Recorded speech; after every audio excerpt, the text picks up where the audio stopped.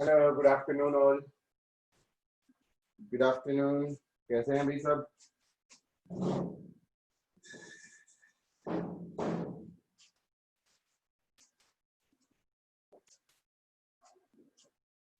मजे में भाई, सब लोग मजे में। चलो अभी स्टार्ट करते हैं, कंटिन्यू करते हैं अपना, ठीक है ना। वेक्टर वेक्टर खेल रहे थे हम। कल हमने डिस्प्लेसमेंट वेक्टर, पोजीशन वेक्टर, इन दो वेक्टर्स के बारे में पढ़ा था। दो बड़े स्पेशल वेक्टर्स हैं हमारे, डिस्प्लेसमेंट वेक्टर और पोजीशन वेक्टर। ठीक है, कंटिन्यू करते हैं बेटा। आज हम उसी को, हम वेक्टर प्रोडक्ट से डील कर रहे थे ना। वेक्टर प्रोडक्ट हमने एक टाइप का प्रोडक्ट पढ़ लिया था, डॉट प्रोडक्ट। दो डिस्कशन किए थे बेटा, एक डॉट प्रोडक्ट होता है और एक क्रॉस प्रोडक्ट। तो आज हम स्टार्ट करते हैं अपना वेक्टर्स का क्रॉस प्रोडक्ट।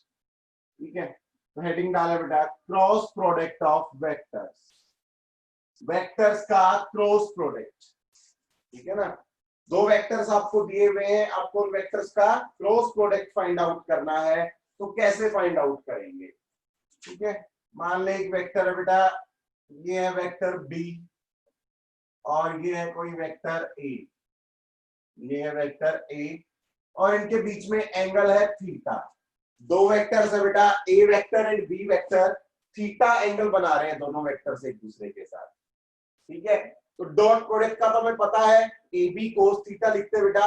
और वेक्टर वाइज भी हमने देखा था कि आई डॉट आई 1 होगा, आई डॉट जे 0 होगा, आई डॉट के भी 0 होगा। ठीक है ना, वो सब हमने देख लिया था। क्रॉस प्रोडक्ट की प्रॉपर्टीज थोड़ी सी डिफरेंट है। क्रॉस प्रोडक्ट की प्रॉपर्टीज थोड़ी डिफरेंट है। डॉट प्रोडक्ट में हमने क्या कहा था बेटा, कि दो वेक्टर्स का आप डॉट प्रोडक्ट कर रहे हो तो जो रिजल्टेंट वेक्टर आएगा, जो रिजल्टेंट क्वांटिटी आएगी, ये एक स्केलर क्वांटिटी होती है। ठीक है ना, दो वेक्टर्स का डॉट प्रोडक्ट एक स्केलर क्वांटिटी होता है। आप दो वेक्टर्स को डॉट प्रोडक्ट करोगे तो जो फाइनल अमाउंट हमें मिलती थी, फाइनल क्वांटिटी मिलती थी, उसमें बेटा आई कैप जे कैप ये नहीं मिलता था हमें। वो सिर्फ और सिर्फ एक वैल्यू मिलती थी, मैथमेटिकल वैल्यू मिलती थी हमें सिर्फ। ठीक है, तो दो वेक्टर्स का डॉट प्रोडक्ट एक स्केलर क्वांटिटी होता है, बट दो वेक्टर्स का क्रॉस प्रोडक्ट जो होता है, क्रॉस प्रोडक्ट, जैसे इन दोनों वेक्टर्स का क्रॉस प्रोडक्ट करोगे तो आपको कोई थर्ड वेक्टर मिलेगा बेटा, सी वेक्टर लिख देते हैं। कोई थर्ड वेक्टर ही मिलेगा, ए क्रॉस बी। आप अगर इन दोनों का क्रॉस प्रोडक्ट निकालेंगे तो इनका क्रॉस प्रोडक्ट भी आपको एक वेक्टर ही मिलेगा। यानी कि इनको मल्टीप्लाई करके आप जो फाइनल वेक्टर निकालेंगे ना, जो फाइनल अमाउंट निकालेंगे, वो भी एक वेक्टर क्वांटिटी ही होगी।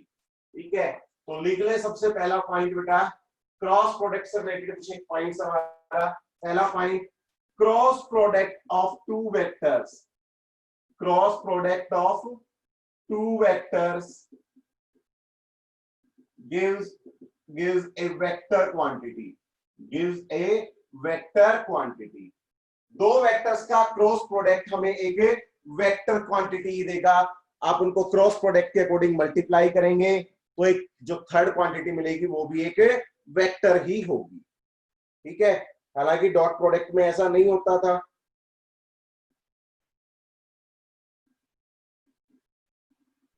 ठीक है, एक मिनट रुकिए, बस इंक डाल लेते हैं भैया।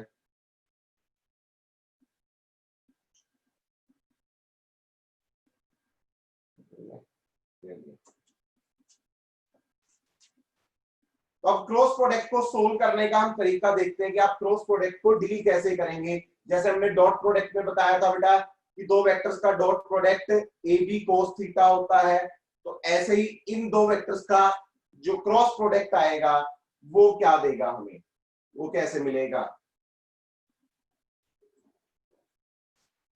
ठीक है, तो लिखिए बेटा, जो क्रॉस प्रोडक्ट होता है बेटा दो वेक्टर्स का, उसको हम क्या लिख सकते हैं, क्रॉस प्रोडक्ट को हम लिख देते हैं ए बी साइन थीटा।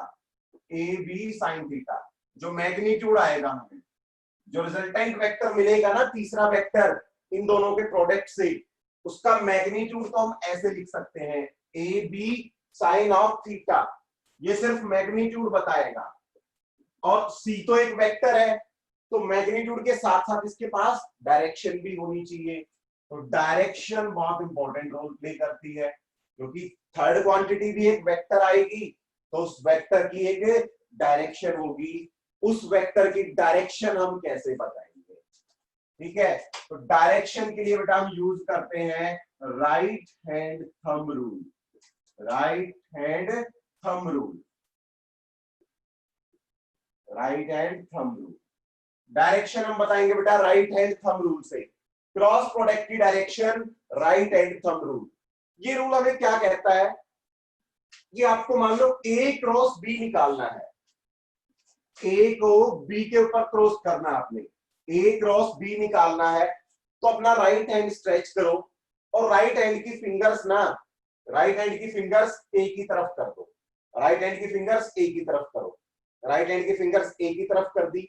ठीक है, अब कुछ ऐसे करो इनको, इन फिंगर्स को बी की तरफ घुमा दो, क्योंकि ए को बी के साथ क्रॉस कर रहे हो ना, तो ए की तरफ फिंगर्स करो और इनको बी की तरफ घुमाओ, ए की तरफ फिंगर्स करके इनको बी की तरफ घुमा दो। ठीक है, ऐसे करके नहीं घुमा सकते बेटा हम, फिंगर्स तो ये भी अपनी ए की तरफ है, लेकिन आप इनको घुमाओगे तो बी की तरफ थोड़ी ना होंगी, ये तो अंदर की तरफ घूमी, बी तो हमारा इधर है, तो ए इधर बी इधर, तो थंब हमें क्या बताएगा, ये जो रिजल्टिंग वेक्टर आएगा, इनका क्रॉस प्रोडक्ट आएगा, उसकी डायरेक्शन बताएगा हमें थंब। ठीक है ना, जैसे इसकी बात करूं मैं, ए क्रॉस बी, तो थंब किस तरफ आ रहा है, बाहर की तरफ, यानी कि एक वेक्टर यहां पे इस डायरेक्शन में, इस मार्कर के अलोंग, ये जो सी वेक्टर होगा, इस सी वेक्टर की डायरेक्शन इस मार्कर के अलोंग होगी, बाहर की तरफ होगी। ठीक है, क्लियर है। तो क्रॉस प्रोडक्ट में डायरेक्शन निकालना जरूरी होता है, क्योंकि क्रॉस प्रोडक्ट एक वेक्टर क्वांटिटी होती है, तो उसका मैग्नीट्यूड हम ऐसे लिखेंगे ए बी साइन थीटा, और डायरेक्शन हम देंगे राइट हैंड थंब रूल से, उसकी डायरेक्शन बताएंगे। ठीक है, क्लियर है बेटा, समझ आ गया सबको। ठीक है, और इस क्रॉस प्रोडक्ट की ना हम कुछ एक प्रॉपर्टीज और पढ़ेंगे।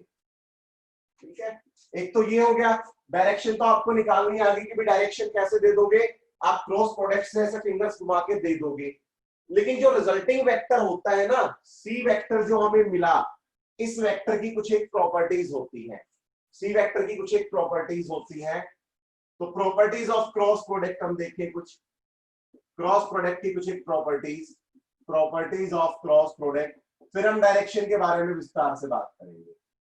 क्रॉस प्रोडक्ट की प्रॉपर्टीज क्या होती है, सबसे पहला पॉइंट बेटा, दो वेक्टर्स का क्रॉस प्रोडक्ट जो आएगा ना, तीसरा वेक्टर, वो दोनों ही वेक्टर्स के परपेंडिकुलर होगा।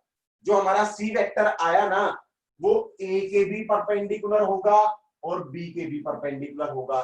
और देख लो, दिख भी रहा है भाई, सी वेक्टर हमारा बाहर आया, ये वेक्टर इधर, सी वेक्टर बाहर, एंगल कितना है 90 डिग्री, ये वेक्टर इधर, सी वेक्टर बाहर, दोनों के बीच में एंगल कितना है 90 डिग्री। तो सबसे पहला पॉइंट लिखे इसमें, सबसे पहला पॉइंट लिखे, द रिजल्टिंग वेक्टर,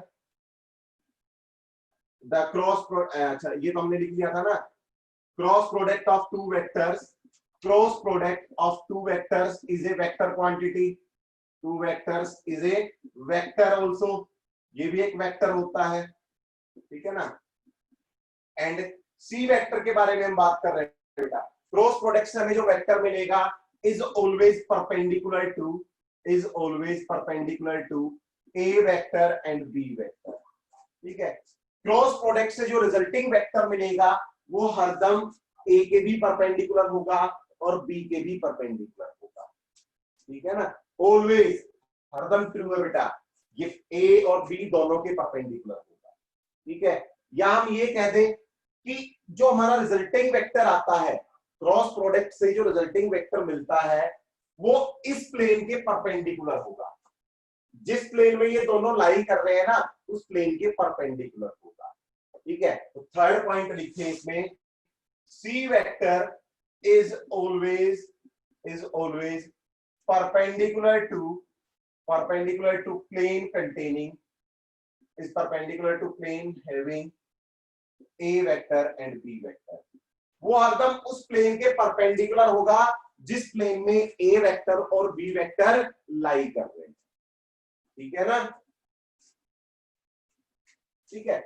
अब देखो सी वेक्टर और ए वेक्टर के बीच में एंगल 90 डिग्री है, तो मैं अगला क्या कह सकता हूं बेटा, आप सी वेक्टर का ए वेक्टर के साथ डॉट प्रोडक्ट करेंगे, सी ए cos थीटा, और दोनों के बीच में एंगल कितना है 90 डिग्री, तो इनका डॉट प्रोडक्ट क्या आएगा 0। या आप सी डॉट बी भी निकालेंगे तो उसका भी डॉट प्रोडक्ट आपको क्या मिलेगा 0 मिलेगा। ठीक है ना, क्योंकि सी ए के भी परपेंडिकुलर है और बी के भी परपेंडिकुलर है, तो सी का ए के साथ डॉट प्रोडक्ट या सी का बी के साथ डॉट प्रोडक्ट दोनों ही 0 आएंगे। ठीक है, ये तो बात रही ए क्रॉस बी की। अब अगर आप बी क्रॉस ए निकालते हैं, अगर आप बी क्रॉस ए निकालते हैं, बी का ए पे क्रॉस, तो क्या होगा, वैल्यू सेम रहेगी, मैग्नीट्यूड उसका सेम रहेगा, ए बी साइन थीटा ही रहेगा, लेकिन डायरेक्शन चेंज हो जाएगी।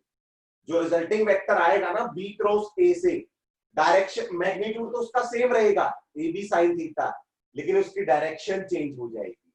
ठीक है, डायरेक्शन कैसे निकालेंगे, बी की तरफ फिंगर्स करो, बी की तरफ फिंगर्स करी और ए की तरफ फिंगर्स घुमा दो, ए की तरफ फिंगर्स घुमा दी, तो थंब किस तरफ है भाई, अंदर की तरफ है, थंब अंदर है, तो अब क्या डायरेक्शन क्या आई, अपोजिट आई। ए क्रॉस बी में डायरेक्शन बाहर आ रही थी, बी क्रॉस ए में डायरेक्शन अंदर आई। ए क्रॉस बी में डायरेक्शन बाहर, बी क्रॉस ए में डायरेक्शन अंदर, तो मैं क्या लिख सकता हूं बेटा कि A cross B is equal to minus of B cross A. यानी कि ए क्रॉस बी से जो वेक्टर मिलेगा ना हमें, वो मैग्नीट्यूड तो उसका बी क्रॉस ए वाले के इक्वल ही होगा, लेकिन उसकी डायरेक्शन क्या होगी, अपोजिट होगी।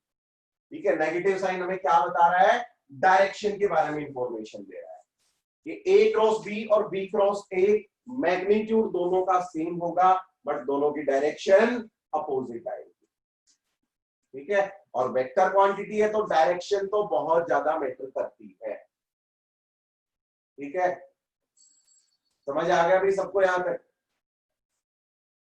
अब डायरेक्शन के लिए रूल्स लिखने हम। ठीक है, हेडिंग डाले बेटा छोटी सी, how to define direction, how to define direction. ये हम डायरेक्शन कैसे डिफाइन करेंगे, how to define direction of C vector, how to define direction of C vector. जो क्रॉस प्रोडक्ट से रिजल्टेंट वेक्टर मिला उसकी डायरेक्शन कैसे डिफाइन करेंगे। तो पहला स्टेप लिखे बेटा, वैसे तो समझ लिया आपने, लेकिन फिर भी लिख लें, ठीक है ना, ताकि याद रह जाए, एक दो बार और नोटबुक में पढ़ेंगे तो फिर याद हो जाएगा ये। सबसे पहला पॉइंट है, align your right hand fingers, align your right hand fingers, right hand fingers towards in the direction of a vector, in the direction of a vector। ठीक है, अपनी फिंगर्स को ए वेक्टर की तरफ अलाइन करो, ए वेक्टर या first vector. First vector मतलब जो पहले दिया हुआ है, ए क्रॉस बी दिया हुआ है तो ए की तरफ, बी क्रॉस दिया हुआ है तो बी की तरफ, ए की बजाय फर्स्ट वेक्टर लिख लो, along in the direction of first vector. First vector की तरफ अपनी फिंगर्स को अलाइन करो, फर्स्ट वेक्टर चाहे ए हो चाहे बी हो उसकी तरफ अलाइन करो। सेकंड है बेटा, rotate your fingers, rotate your fingers towards second vector, rotate your fingers towards second vector. अपनी फिंगर्स को सेकंड वेक्टर की तरफ रोटेट करो, सेकंड वेक्टर की तरफ घुमाओ, एक की तरफ अलाइन किया, सेकंड वेक्टर की तरफ घुमाओ। तो थर्ड पॉइंट क्या है, thumb will give direction of C, thumb will give direction of C. तो आपका जो थंब होगा वो हमें सी वेक्टर की डायरेक्शन बताएगा। ठीक है ना, थंब हमें सी वेक्टर की डायरेक्शन बताएगा। ठीक है, क्लियर है। ये तो हमने सिंपल मैग्नीट्यूड की टर्म्स में बात कर ली। ठीक है, अब हम कुछ एक और डिस्कशन करते हैं ठीक है ना। प्रॉपर्टीज के बारे में मैथमेटिकल प्रॉपर्टीज देखते हैं हम क्रॉस प्रोडक्ट की। ठीक है, हेडिंग डाले बेटा, properties of cross product. Cross product की कुछ और प्रॉपर्टीज।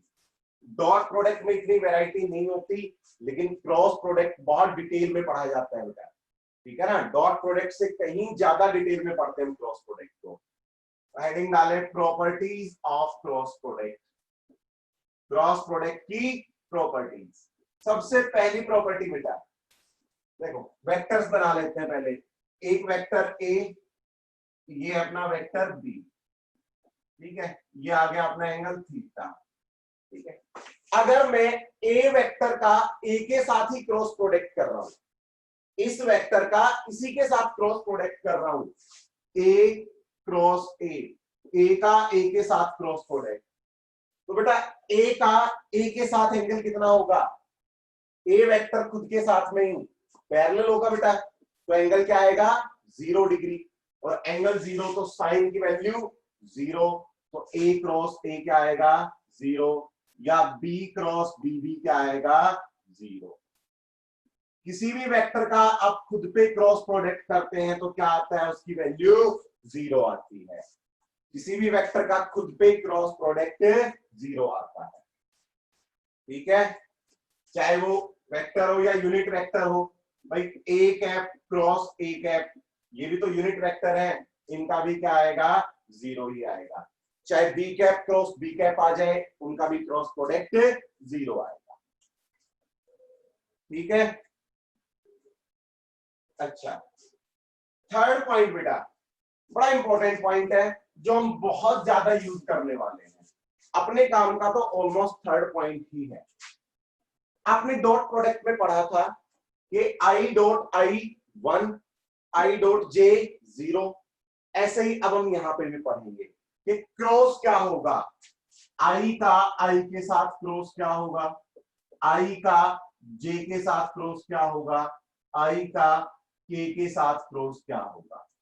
ठीक है ना, आई का आई के साथ, आई का जे के साथ, फिर जे का जे के साथ क्रॉस, जे का के साथ, और जे का आई के साथ। ठीक है, इनको देखेंगे। एंड लास्ट वन हम देखेंगे बेटा के का के साथ, इधर दिख रहे हैं, नीचे लिख देते हैं। ठीक है, लास्ट हम पढ़ेंगे के क्रॉस के क्रॉस आई कैप और के क्रॉस जे कैप, के का जे के साथ। ठीक है ना, क्योंकि ये वैल्यू सारी हमें याद करनी पड़ेगी। ठीक है, और इनको ना याद करना मुश्किल नहीं है, इनको याद करने का ना एक टेक्निक है, एक तरीका है।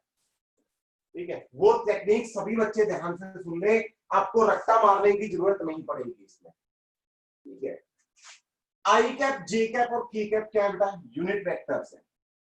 इधर आई कैप होता है, इधर जे कैप होता है, और बाहर की तरफ अपना के कैप, बाहर की तरफ के कैप। ठीक है, अब देखो भूल जाओ ना इन आई क्रॉस फाई क्रॉस, भूल जाओ, अपना वेक्टर प्रोडक्ट याद रखो यार। आई क्रॉस आई, आई एक वेक्टर है, इस वेक्टर का खुद के साथ क्रॉस प्रोडक्ट क्या आएगा भाई? मेरे को आंसर देते जाना फटाफट। ये एक वेक्टर है, इस वेक्टर का खुद के साथ क्रॉस प्रोडक्ट क्या आएगा? बताओ भाई, चैट बॉक्स में लिख के बताओ। आई का आई के साथ क्रॉस प्रोडक्ट क्या आएगा? आई क्रॉस आई, इस वेक्टर का खुद के साथ ही क्रॉस प्रोडक्ट कर रहा हूं, तो क्या आएगा आंसर? अभी बताई थी एक प्रॉपर्टी मैंने, आई का आई के साथ बेटा 1 आएगा, अभी अभी तो लिखा था 0 आएगा। इस वेक्टर का खुद के साथ ही एंगल कितना है? 0 डिग्री, तो क्या आएगा? ए बी साइन थीटा होता है ना, तो साइन 0 क्या होगा? 0। तो आई का खुद के साथ ही, इस वेक्टर का खुद के साथ क्रॉस प्रोडक्ट क्या आएगा? 0। अच्छा, इस वेक्टर का भूल जाओ इनको, जे का जे के साथ ही, ये भी तो यार वेक्टर ही है ना, जे का जे के साथ क्रॉस प्रोडक्ट क्या आएगा? बताओ आंसर दो, जे का जे के साथ क्रॉस प्रोडक्ट क्या आएगा? हाँ जी बताओ यार, जवाब दो, पार्टिसिपेट तो करो पोल में। जे का जे के साथ क्रॉस प्रोडक्ट क्या आएगा? 0 1 2 3 4 5 6, या हमसे ना होगा। जे का जे के साथ, या फिर से वन कमाल कर रहे हो, किसी भी वेक्टर का खुद के साथ क्रॉस प्रोडक्ट, इस वेक्टर का खुद के साथ क्रॉस प्रोडक्ट क्या आएगा? 0 आएगा भाई, जे का जे के साथ 0। ठीक है, के का के के साथ, के का के के साथ के क्रॉस के क्या आना चाहिए? ये भी क्या आएगा? 0। ठीक है, अब देखो यार, ये वेक्टर ही है, ये यूनिट वेक्टर है, एक स्पेशल वेक्टर है बस, पर है तो वेक्टर ही ना। आई कैप भी तो एक वेक्टर है जिसका मैग्नीट्यूड 1 है, जे कैप भी एक वेक्टर है जिसका मैग्नीट्यूड 1 है, डायरेक्शन y है। ठीक है, तो ये भी तो वेक्टर है ना, इनको भी वेक्टर की तरह ट्रीट करो ना।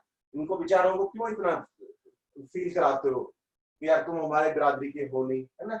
ऐसा नहीं करना इनके साथ। अब देखो, आई क्रॉस जे, मैंने आपको दो वेक्टर दिए, एक वेक्टर आई, एक वेक्टर जे। ये दो वेक्टर्स हैं, दोनों एक दूसरे के परपेंडिकुलर हैं।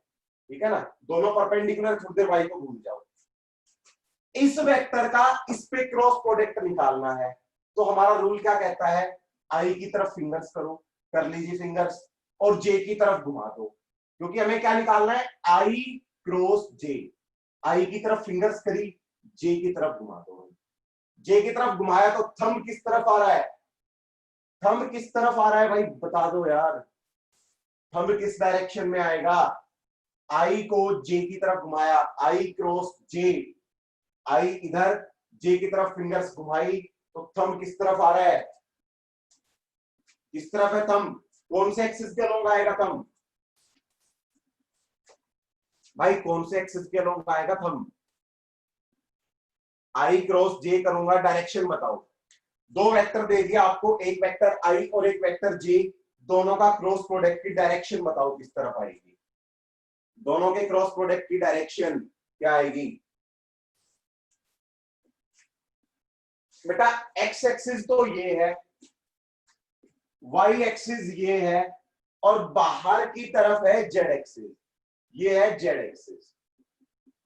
ठीक है, एक वेक्टर एक्स एक्सिस के अलोंग है, इधर फिंगर की एक्स एक्सिस के अलोंग, दूसरा वेक्टर वाई एक्सिस के अलोंग है, तो उसकी तरफ फिंगर्स घुमाओ।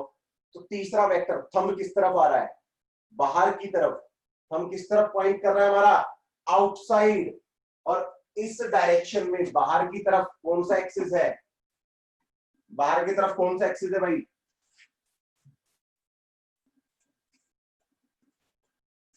Z axis. बाकी लोगों को पता नहीं क्या? एक्सिस का नहीं पता, एक्स वाई जेड का भी नहीं पता क्या? या सो रहे हैं सब? एक फोन वोन सामने रख के सो तो नहीं गए बाकी लोग भाई? फालतू की चैटें लिखवाने के लिए तो सारा दिन हाथ चलते रहते हैं, काम की बात लिखने के लिए हाथ नहीं चलते। आई क्रॉस जे की डायरेक्शन किस तरफ आएगी बताओ भाई मुझे जरा, बाकी लोग भी। एक वेक्टर है आई, एक वेक्टर है जे, आई का जे के साथ क्रॉस प्रोडक्ट कर रहा हूं, तो डायरेक्शन किस तरफ आएगी? आई क्रॉस जे की किस एक्सिस के अलोंग आएगा? जो तीसरा वेक्टर आएगा किस एक्सिस के अलोंग आएगा? जेड एक्सिस के अलोंग। और भी कोई? जेड एक्सिस, जेड एक्सिस, शुक्र है जाके, जेड एक्सिस के अलोंग। और जेड एक्सिस पे यूनिट वेक्टर क्या है? जेड एक्सिस का यूनिट वेक्टर क्या है? के कैप। तो इसका क्रॉस प्रोडक्ट क्या आएगा? के कैप आएगा भाई, ये लो, इसका क्रॉस प्रोडक्ट आएगा के कैप। अब अगले सारे तुम बताओगे। ठीक है, आई क्रॉस के, आई क्रॉस के, एक वेक्टर एक्स एक्सिस के अलोंग है, एक जेड एक्सिस यानी कि बाहर की तरफ। ये वेक्टर इधर है, आई कैप इधर है, और जे जो अपना के कैप है ये आउटसाइड है, ये बाहर की तरफ है। तो इसका जो रिजल्टिंग आएगा क्रॉस प्रोडक्ट, आई का के साथ क्रॉस प्रोडक्ट किस डायरेक्शन में आएगा? वाई या माइनस वाई? ध्यान दे, डायरेक्शन वाई और माइनस वाई दोनों में फर्क है बेटा। वाई के अलोंग आएगा या माइनस वाई के अलोंग? टेक योर टाइम, सोच समझ के जवाब दो आराम से। ठीक है बेटा, एक्स एक्सिस इधर, ठीक है ना, और जेड एक्सिस बाहर की तरफ, तो आप घुमाओगे तो थंब किस तरफ आएगा? नीचे। क्योंकि एक्स इधर है, जेड बाहर की तरफ है, तो फिंगर्स बाहर की तरफ घुमानी पड़ेंगी ना, ठीक है। तो थंब किस तरफ आएगा हमारा, नीचे, थंब आएगा नीचे, और नीचे कौन सा एक्सिस है बेटा, माइनस वाई एक्सिस, नीचे है माइनस वाई एक्सिस, और वाई का यूनिट वेक्टर जे कैप होता है, तो माइनस वाई एक्सिस का माइनस जे कैप, माइनस जे कैप, ठीक है। अब आ जाओ जे क्रॉस के, जे क्रॉस के एक वेक्टर वाई एक्सिस के अलोंग है, एक वेक्टर जेड एक्सिस के अलोंग है, ठीक है। चलो तुम्हें right hand thumb rule apply करने का ना एक सीधा तरीका बता देता हूं, अगर कंफ्यूजन इसमें हो रहा है ना तो होल्ड करो एक बार इस सब को, राइट हैंड अप्लाई करने का एक और तरीका सीख लो, राइट हैंड पाम रूल लिख लो अपना, ठीक है। हेडिंग डाले जिन बच्चों को समझ नहीं आ रहा ना वो लिख ले बेटा राइट हैंड पाम रूल, वहीं ब्रैकेट में लिख ले जहां पे थंब रूल लिखा था ना, राइट हैंड पाम रूल लिखो, राइट हैंड पाम रूल, देसी रूल अपना, ठीक है ना। देसी रूल से याद रख ले जिनको थंब रूल समझ नहीं आ रहा।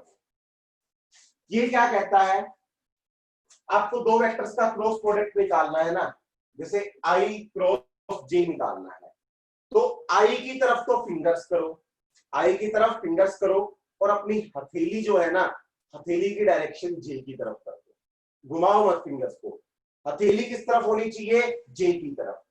तो आई इधर, आई को तो मैं ऐसे भी कर सकता हूं, लेकिन मेरी हथेली किस तरफ होती, अंदर, माइनस के कैप के लो, हथेली जे की तरफ करने के लिए ऐसा करना पड़ेगा, आई इधर, फिंगर्स मेरी इधर आई के अलोंग, और जे कैप के अलोंग हथेली, तो मेरी हथेली की तरफ क्या है, जे कैप, तो थंब क्या बताएगा, डायरेक्शन ऑफ रिजल्टिंग वेक्टर, ठीक है। इससे याद कर लो, आई क्रॉस के निकालना था, तो आई इधर, हथेली किस तरफ करनी है, के अलोंग जो दूसरा वेक्टर है, ठीक है। अब इस पोजीशन में देखो, आई की तरफ फिंगर्स है लेकिन हथेली अंदर है, मुझे हथेली बाहर करनी है, तो हथेली बाहर कर लो यार, फिंगर्स इधर ही रहने दो, हथेली बाहर, हथेली बाहर, तो थंब किस तरफ होगा, नीचे, ठीक है। अगर ये समझ आ रहा है तो इससे कर लो, ठीक है, बट एटलीस्ट समझो, बताओ, पार्टिसिपेट करो, ठीक है। अगला बताओ फिर, जे क्रॉस के किस तरफ आएगा, जे क्रॉस के,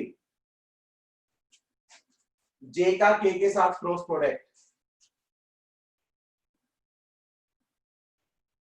जे क्रॉस के, जे वाई एक्सिस, बेटा वाई एक्सिस के अलोंग फिंगर करो, के बाहर की तरफ है, बाहर की तरफ करो हथेली, जे क्रॉस के निकालना है तो जे की तरफ फिंगर्स, जे की तरफ फिंगर्स हो गई, के की तरफ, के बाहर होता है तो बाहर की तरफ हथेली, तो थंब किस तरफ है, एक्स एक्सिस के अलोंग, यानी कि इसका क्या आएगा, आई कैप, इसका क्रॉस प्रोडक्ट आएगा आई कैप, ठीक है।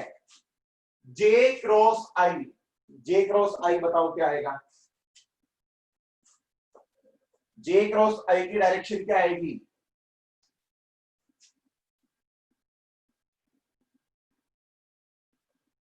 जे क्रॉस आई की डायरेक्शन किस तरफ आएगी, X Y Z, minus X minus Y minus Z, किस डायरेक्शन में, एक बच्चे ने जवाब दिया जेड, बाकी बच्चे भाई, बाकी जिंदा है, जे का आई के साथ क्रॉस प्रोडक्ट, जे की तरफ फिंगर्स करो, जे की तरफ फिंगर्स करी, जे की तरफ फिंगर्स करी, है ना, और आई की तरफ हथेली, अब ऐसे तो बात बन नहीं रही, तो कैसे करें भाई, जे की तरफ फिंगर्स, हथेली नीचे है, अभी भी नहीं बात बनी, जे की तरफ फिंगर्स, फिंगर्स तो अभी भी जे की तरफ है, हथेली हो गई आई की तरफ, हथेली आई की तरफ हो गई भाई, तो थंब किस तरफ है, अंदर, थंब किस डायरेक्शन में है, अंदर, और अंदर कौन सा एक्सिस है, माइनस जेड एक्सिस है, अंदर जेड नहीं है, माइनस जेड एक्सिस है, माइनस जेड एक्सिस तो माइनस, ठीक है, ठीक है, समझ आया ये, सभी ने जेड लिखा था, डायरेक्शन सबने गलत बताई थी,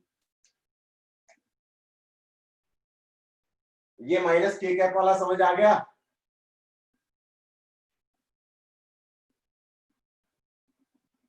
ठीक है। चलो अगला बताओ फिर, ये दोनों लिख के बताओ, विद यूनिट वेक्टर मेरे को पोस्ट कर दो आंसर। के क्रॉस आई क्या आएगा? के क्रॉस आई, के और आई का क्रॉस प्रोडक्ट क्या आएगा? इसका आंसर सभी बच्चे चैट बॉक्स में लिख के पोस्ट करें।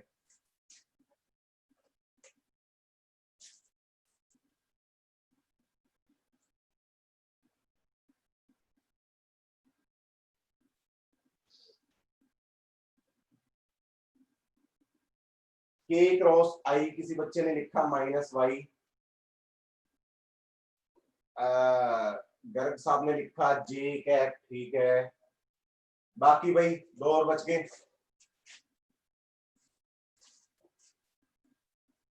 माइनस वाई भी लिखा है एक और बच्चे ने, एक बच्चा और बच गया भाई। माइनस वाई, 3 लोग गलत हैं, एक आदमी सही है भाई। के क्रॉस आई, के किस तरफ है? बाहर, के बाहर, आई इस तरफ है, आई इस तरफ है, तो हथेली इस तरफ, बाहर की तरफ फिंगर्स, हथेली इस तरफ आई की तरफ, तो थंब किस डायरेक्शन में है? अपवर्ड।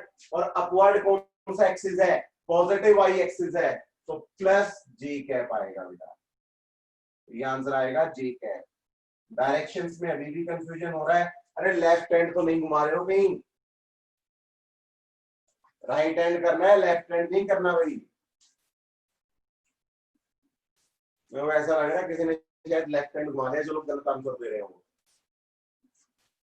लास्ट वन बताओ, के और जे का, के क्रॉस जे किस तरफ आएगा?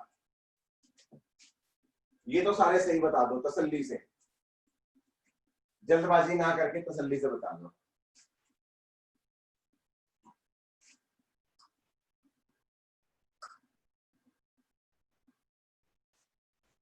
अभिषेक ने आंसर दिया माइनस आई कैप, बाकी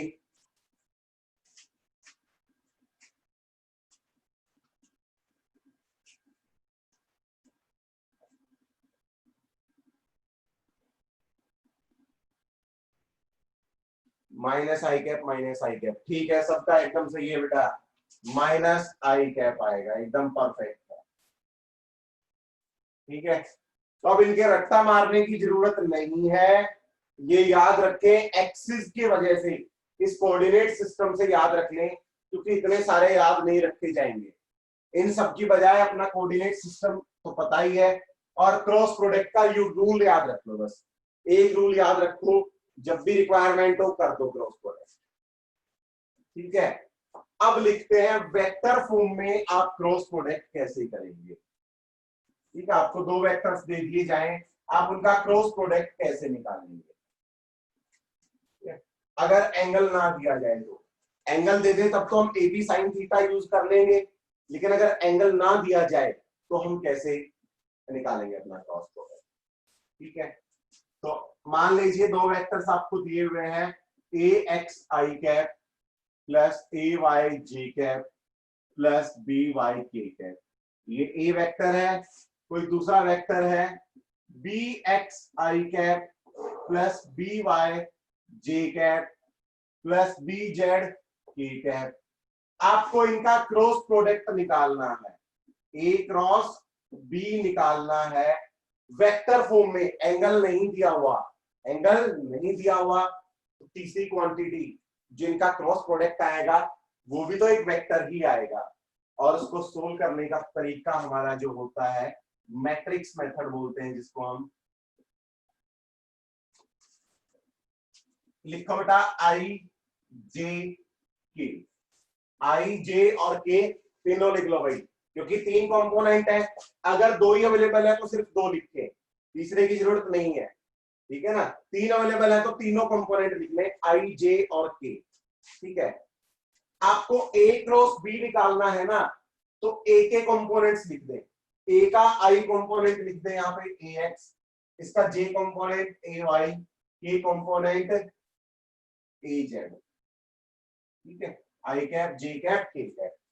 फिर इसके नीचे दूसरा वेक्टर लिखे, इसके components B X B Y and B Z, B X B Y and B Z. ठीक है, क्लियर है। तो इसका क्रॉस प्रोडक्ट कैसे लिखेंगे बेटा, पहले क्या करो, देखो रूल एक बार समझ लो, ये मैथमेटिक्स में भी है, आपके डिटर्मिनेंट्स में, मैट्रिक्स एंड डिटर्मिनेंट्स में। तो ए क्रॉस बी को क्या लिखेंगे?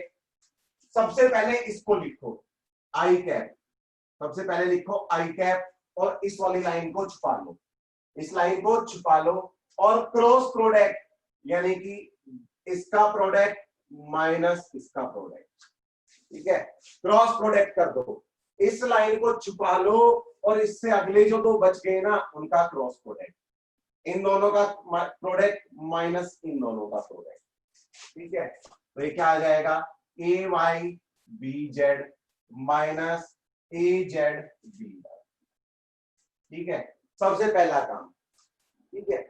उसके बाद आओ जे कैप प्लस जे कैप, जे कैप लिखो बेटा, ठीक है। इसके साथ अगर यहाँ पे माइनस होता ना तो इसको माइनस ए वाई लिख देते, घबराने की कोई बात नहीं है। जिसके साथ भी माइनस होगा ना, यहाँ पे सारे प्लस लिखना, यहाँ पे जो साइन है उस साइन के साथ वैल्यूज लिखनी है, ठीक है ना, प्लस हो चाहे माइनस हो, कोई टेंशन नहीं लेनी, ठीक है। उसके बाद प्लस जे कैप, प्लस जे कैप अब हमें क्या कहता है? इस लाइन को छुपा लो, इस वाली जिसका लिख रहे हो ना उस लाइन को छुपा लो, तो अगला क्रॉस प्रोडक्ट। अब इसमें ना हम थोड़ा सा ध्यान से लिखते हैं, क्योंकि क्रॉस प्रोडक्ट अब आप कैसे लिखोगे? इसका और इसका माइनस इसका और इसका, ठीक है ना, क्योंकि इससे जस्ट नेक्स्ट ये है, तो दिस इन दोनों का क्रॉस प्रोडक्ट माइनस इन दोनों का। तो हम थोड़ा सिंप्लिसिटी के लिए क्या कर लेते हैं, यहां पे हम लिख देते हैं माइनस, जे कैप के साथ लिख देते हैं माइनस, और फिर क्या करते हैं, जब आपने माइनस साइन लगा दिया ना तो आप इस लाइन को छुपाओ और क्रॉस प्रोडक्ट कर दो, इसका और इसका माइनस इसका और इसका, ठीक है।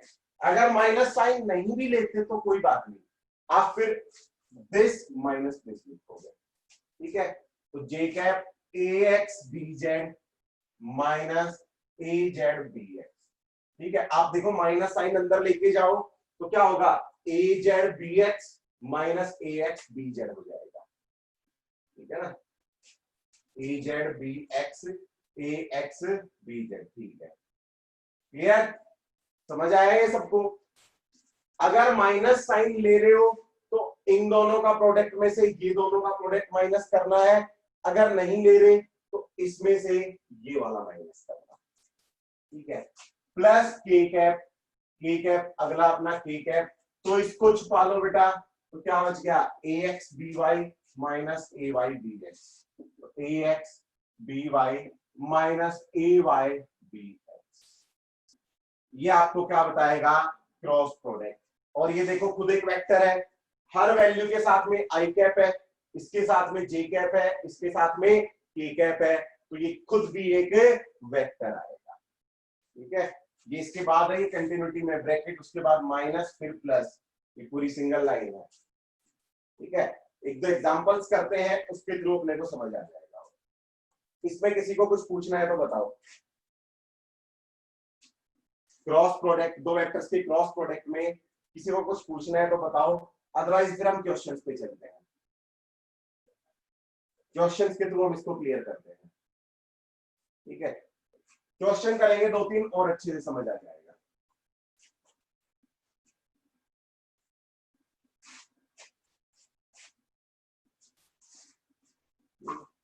आपको एक दो वेक्टर्स दिए गए, vector A and vector B, पहला क्वेश्चन लिखें। ए वेक्टर हमें दिया गया है 2i cap plus 3j cap plus 4k cap, और बी वेक्टर दिया हुआ है i cap plus 6j cap minus 2k cap, minus 2k cap. Find A cross B, A और बी का क्रॉस प्रोडक्ट बताओ क्या होगा, ए क्रॉस बी क्या आएगा, ठीक है।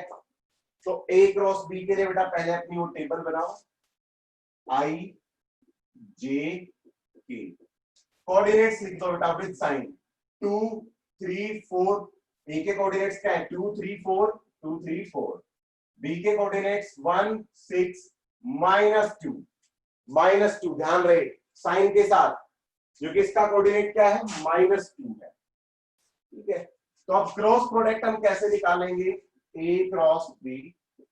सबसे पहले बेटा आई कैप इस लाइन को छुपा लो, इसको छुपा के इन दोनों का मल्टीप्लीकेशन माइनस इन दोनों का मल्टीप्लीकेशन, तो इन दोनों का कितना आएगा 3 इंटू -2 -6, तो -6 -6 4 जाए 24, तो -24।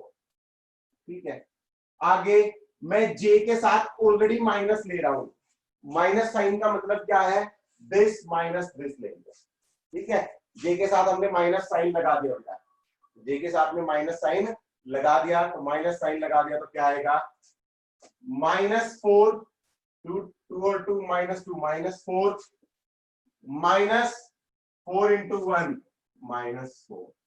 ठीक है, प्लस के कैप लो बेटा, इसको छुपा लो, तो 6 टू 12 -3 12 -3 ये आ गया अपना। ठीक है, तो ये कितना आ जाएगा -30 आई कैप और माइनस माइनस प्लस 8 जे कैप प्लस 9 के कैप।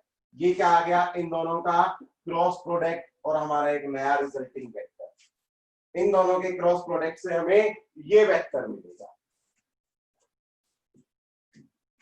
ठीक है, समझ आया? झूठ में हाँ नहीं भरनी, अगर सच्ची में समझ आया तो बता दो।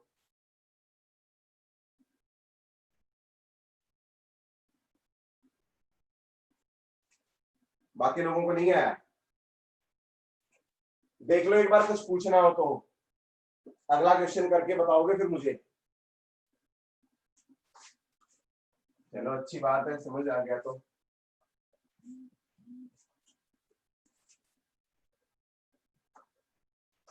क्वेश्चन नंबर 2, दो वेक्टर्स दिए हुए हैं आपको, फिर से vector A and vector B. A vector है I cap plus 2 J cap plus 3 K cap.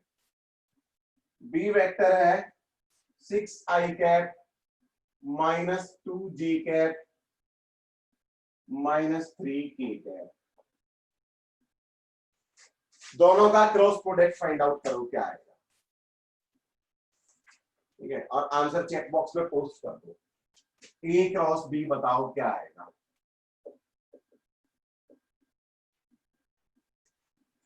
इनका क्रॉस प्रोडक्ट फाइंड आउट करो और चैट बॉक्स में पोस्ट करो, फिर देखते हैं, पता चलेगा कि कितना समझ आया आप लोगों को।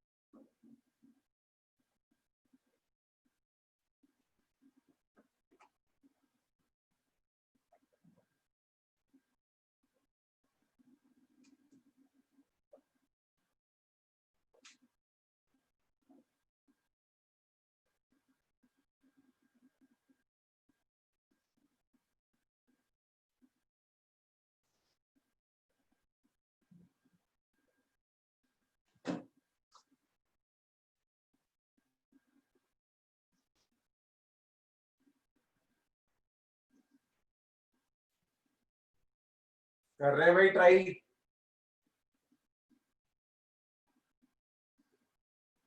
ट्राई कर रहे हो या करवाऊं क्वेश्चन ये वाला।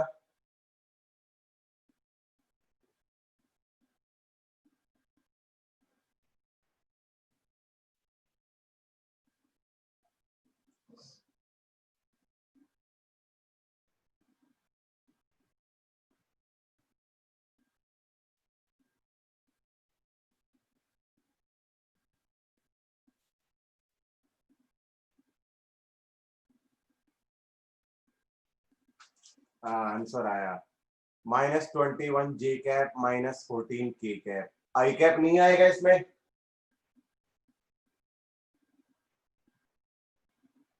हाँ आई कैप नहीं आएगा इसमें।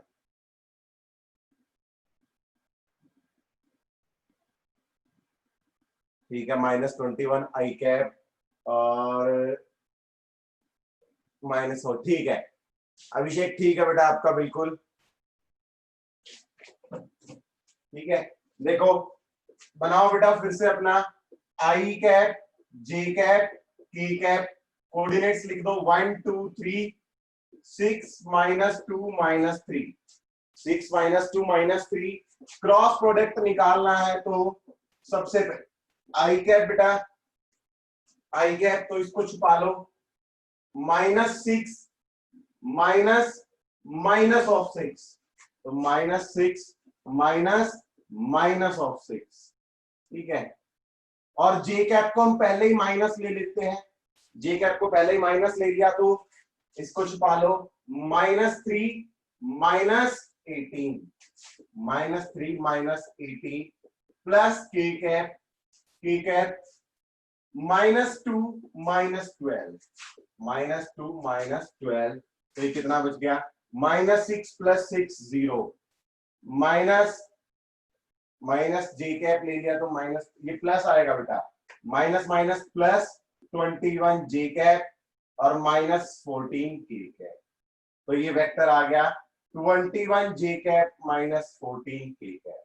ये -21 नहीं आएगा बेटा, +21 आएगा, चेक करो आप इसको, ठीक है ना, क्योंकि आप इसको छुपाओगे तो -3 -18 -21 और माइनस जे बाहर ऑलरेडी है, जे के साथ माइनस, क्योंकि जे के बाहर माइनस लोगे तभी तो दिस माइनस दिस लिखोगे ना, अगर माइनस नहीं ले रहे तो दिस माइनस दिस लिखेंगे, ठीक है। हो गया सबका, हाँ जी, कहां पे बेटा +3 है, कौन सा वाला +3 है बेटा,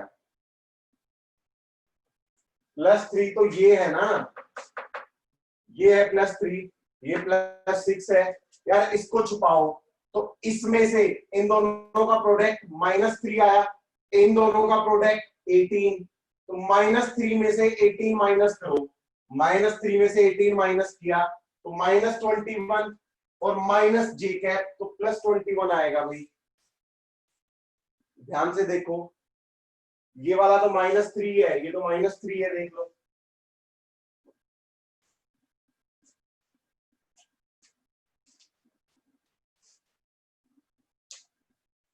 ठीक है।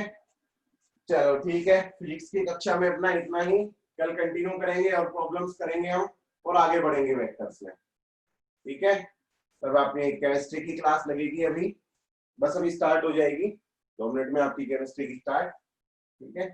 तब तक के लिए बाय बाय, सभी को मिलते हैं फिर कल।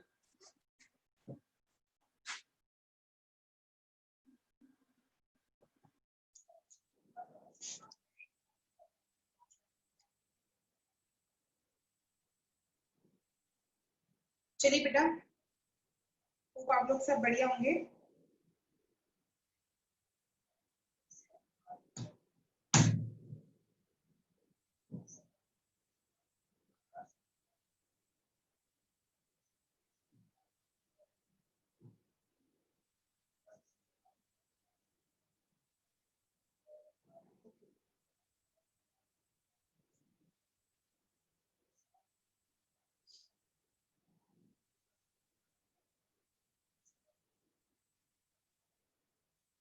चलिए बेटा, हम लोग अपना टॉपिक शुरू करते हैं।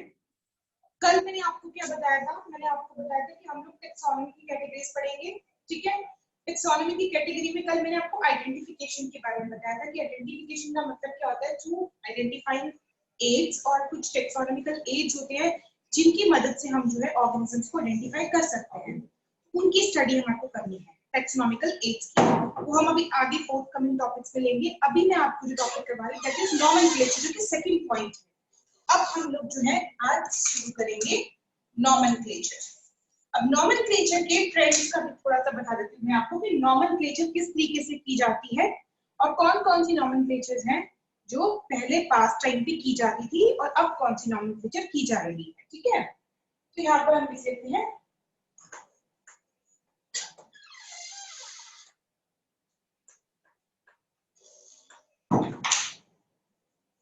नॉमेनक्लेचर। तो सबसे पहले क्या था ना बेटा, सबसे पहले जो नॉमेनक्लेचर आई थी उसे बोलते थे पॉलिनोमियल नॉमेनक्लेचर।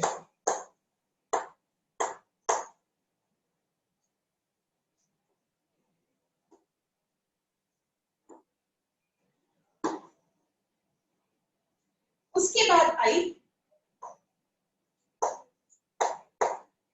Binomial nomenclature.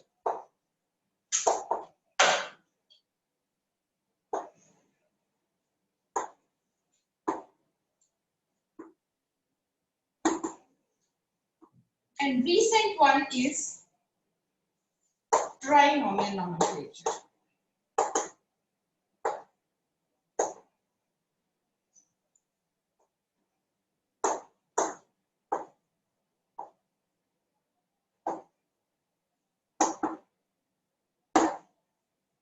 अब हमारे को ये समझना है कि इनके ट्रेंड्स कैसे हैं, क्यों पहले पॉलिनोमियल आई, फिर बाइनोमियल आई, ट्राइनोमियल आई। बच्चों को लगता है कि ट्राइनोमियल पॉली के बाद आई होगी और बाइनोमियल लेटेस्ट ट्रेंड होगा। नहीं, ऐसा नहीं है। ये ऑर्डर है polynomial, binomial and then trinomial. अभी किस तरीके से नॉमेनक्लेचर्स बने हैं आई टेल यू। तो सबसे पहले हम ये बात करेंगे कि 1753 से के टाइम पे या 1753 से पहले के टाइम पर जो है ना ये वाला नॉमेनक्लेचर सिस्टम फॉलो किया था, पॉलिनोमियल नॉमेनक्लेचर का सिस्टम फॉलो किया जाता था। पॉलिनोमियल नॉमेनक्लेचर में क्या होता था कि हाँ, जो लेटर जो नाम दिया जाता था ऑर्गेनिजम्स को वो मोर देन 3 वर्ड्स का होता था, मोर देन 3 वर्ड्स का।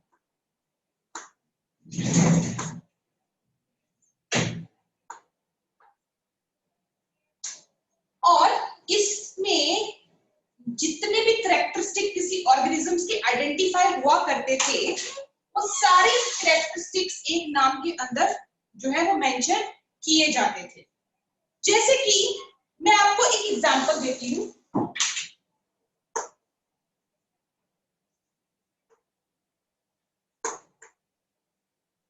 कैरियोफाइलम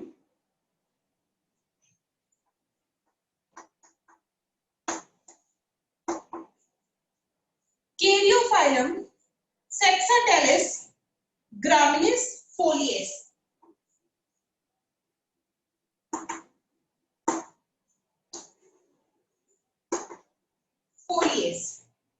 ये देखिए, ये एक पर्टिकुलर नेम है, it is a polynomial nomenclature.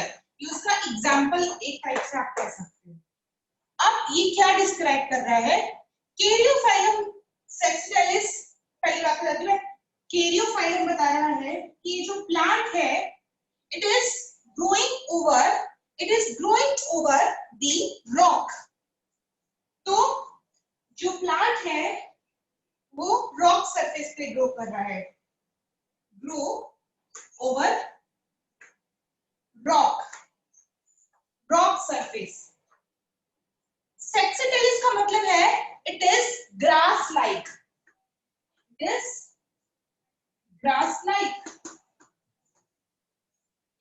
ग्रामिनिस यानी कि it is also beet like.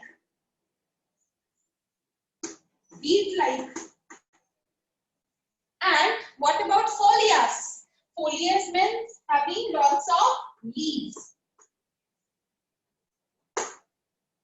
These characteristics are associated with particular one example of polynomial nomenclature. अब आप सब देख रहे होंगे, इतना बड़ा नाम है polynomial nomenclature, so it is very difficult to learn polynomial nomenclature for every kind of species existing on this planet. इतने सारे नाम हम कैसे याद कर सकते हैं, वो भी इतने बड़े बड़े नाम कोई भी याद नहीं कर सकता। इस नॉमेनक्लेचर को आफ्टर 1753 जो है वो निग्लेक्ट कर दिया गया, इसको आप फॉलो नहीं करते हैं, ये बात आप ध्यान रखिएगा।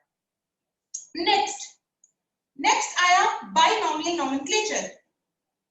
इनके जो फाउंडर थे इनका नाम था लिनियस, कार्लस लिनियस। बहुत बार इनका नाम हम पढ़ते हैं कार्लस लिनियस का। पर बेटा इनके बारे में एक बात बोलते हैं कि ये फाउंडर तो है बायनॉमियल नॉमेनक्लेचर पे, पर इनके प्रिंसिपल्स लीनियस ने बायनॉमियल नॉमेनक्लेचर किसको फॉलो करके दिया है? इन्होंने एक बुक पढ़ी थी written by Gaspard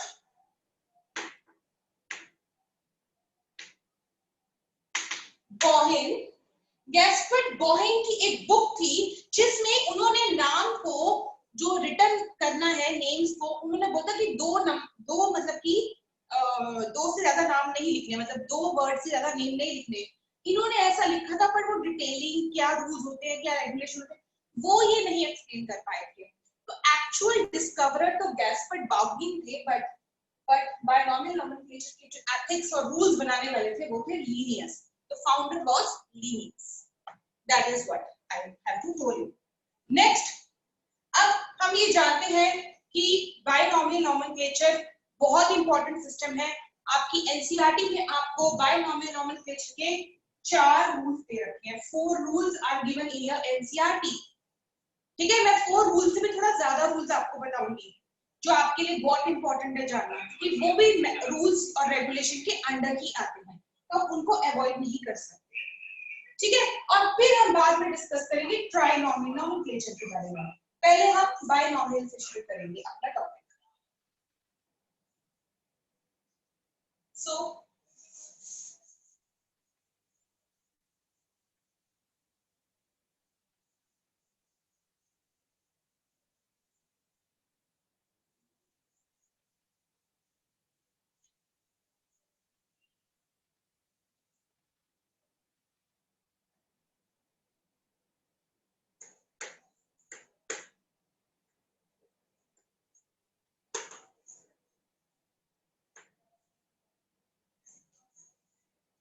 binomial nomenclature. Binomial nomenclature ये लिखने वाले साइंटिस्ट थे, ये देने वाले, प्रपोज करने वाले, प्रॉपर जिनका नाम हम लेते हैं वो लीनियस थे। लीनियस ने एक बुक लिखी थी जिसका नाम था स्पीसीज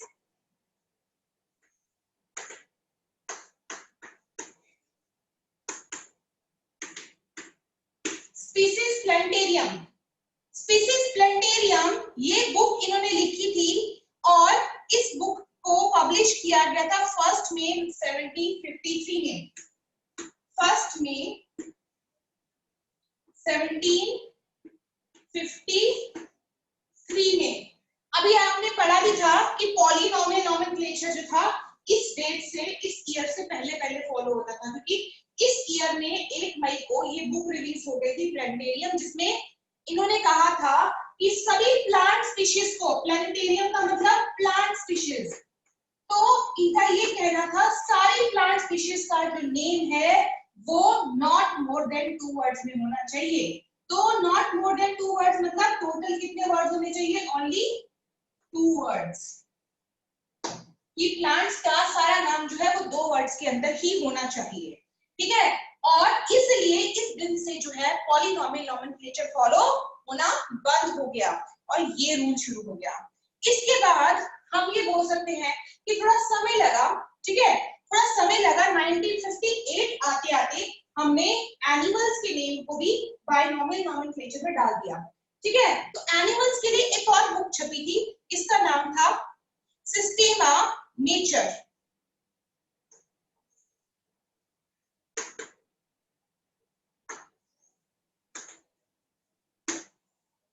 सिस्टेमा नेचर, ये बुक जो थी वो 1758 में आई थी। ठीक है, 1758 में। इसमें एनिमल्स को कंसीडर किया गया था, नेचर में यहाँ पर एनिमल्स को कंसीडर किया गया था और उनको बायनॉमियल नॉमेनक्लेचर के अंदर जो है वो क्लासिफाई करने के लिए बोला गया। उसके बाद 2 ब्रांचेस बनी। 2 ब्रांचेस मतलब आप ये कह सकते हो इट इज नॉट ऑर्गेनाइजेशन। ये बात ध्यान रखना, ये तो बुक्स थी, इसमें सिर्फ इतना बोला गया था कि सारे प्लांट्स को जो है वो बायनॉमियल के अंदर डालो।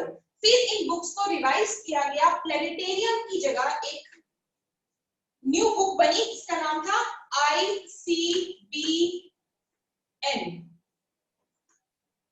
और एनिमल्स के लिए एक न्यू पब्लिश हुई बुक, इसका नाम था ICZN। आप लोगों को मैं आपको इनकी फुल फॉर्म बताने जा रही हूँ कि ICBN क्या है, ICZN क्या है। ICBN stand for international code of botanical nomenclature. यहाँ लिख देते हैं international code of botanical nomenclature. यानी कि इसमें बॉटनी के जितने भी नेम्स हैं उनको किस तरीके से लिखना है उसके रूल्स एंड रेगुलेशन आए। और फिर ICZN का फुल फॉर्म क्या है, इंटरनेशनल कोड ऑफ जूलॉजिकल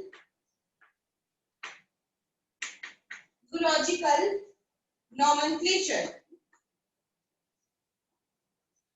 अब एक बात आप लोग मुझे बेटा मैं आपको बता दूं यहीं पर ही, बच्चों को लगता है ICZN, ICBN they are some kind of organisation. ये कोई ऑर्गेनाइजेशन होगी जिन्होंने रूल्स दिए होंगे कैसे कैसे नेमिंग करनी है। नो, ऑलवेज रिमेंबर, नीट के लिए बहुत इंपॉर्टेंट है, लिख के रख लो ICBN, ICZN ये कोई ऑर्गेनाइजेशन के नाम नहीं है। These are actually the books.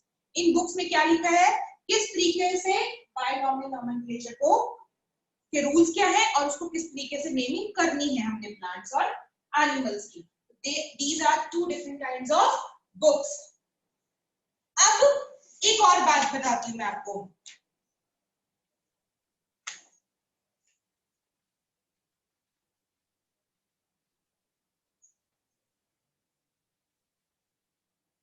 अब जरा सुनना ध्यान से बेटा, हुआ क्या था कि लीनियस ने जो देखो कार्लस लीनियस ने ही जो है बायनॉमियल नॉमेनक्लेचर का कांसेप्ट दिया था। मैंने आपको भी बताया था कार्लस लीनियस ने बायनॉमियल नॉमेनक्लेचर को बेसिकली बोला था कि इस फॉर्म में ही लिखे जाएंगे सारे प्लांट्स के नेम।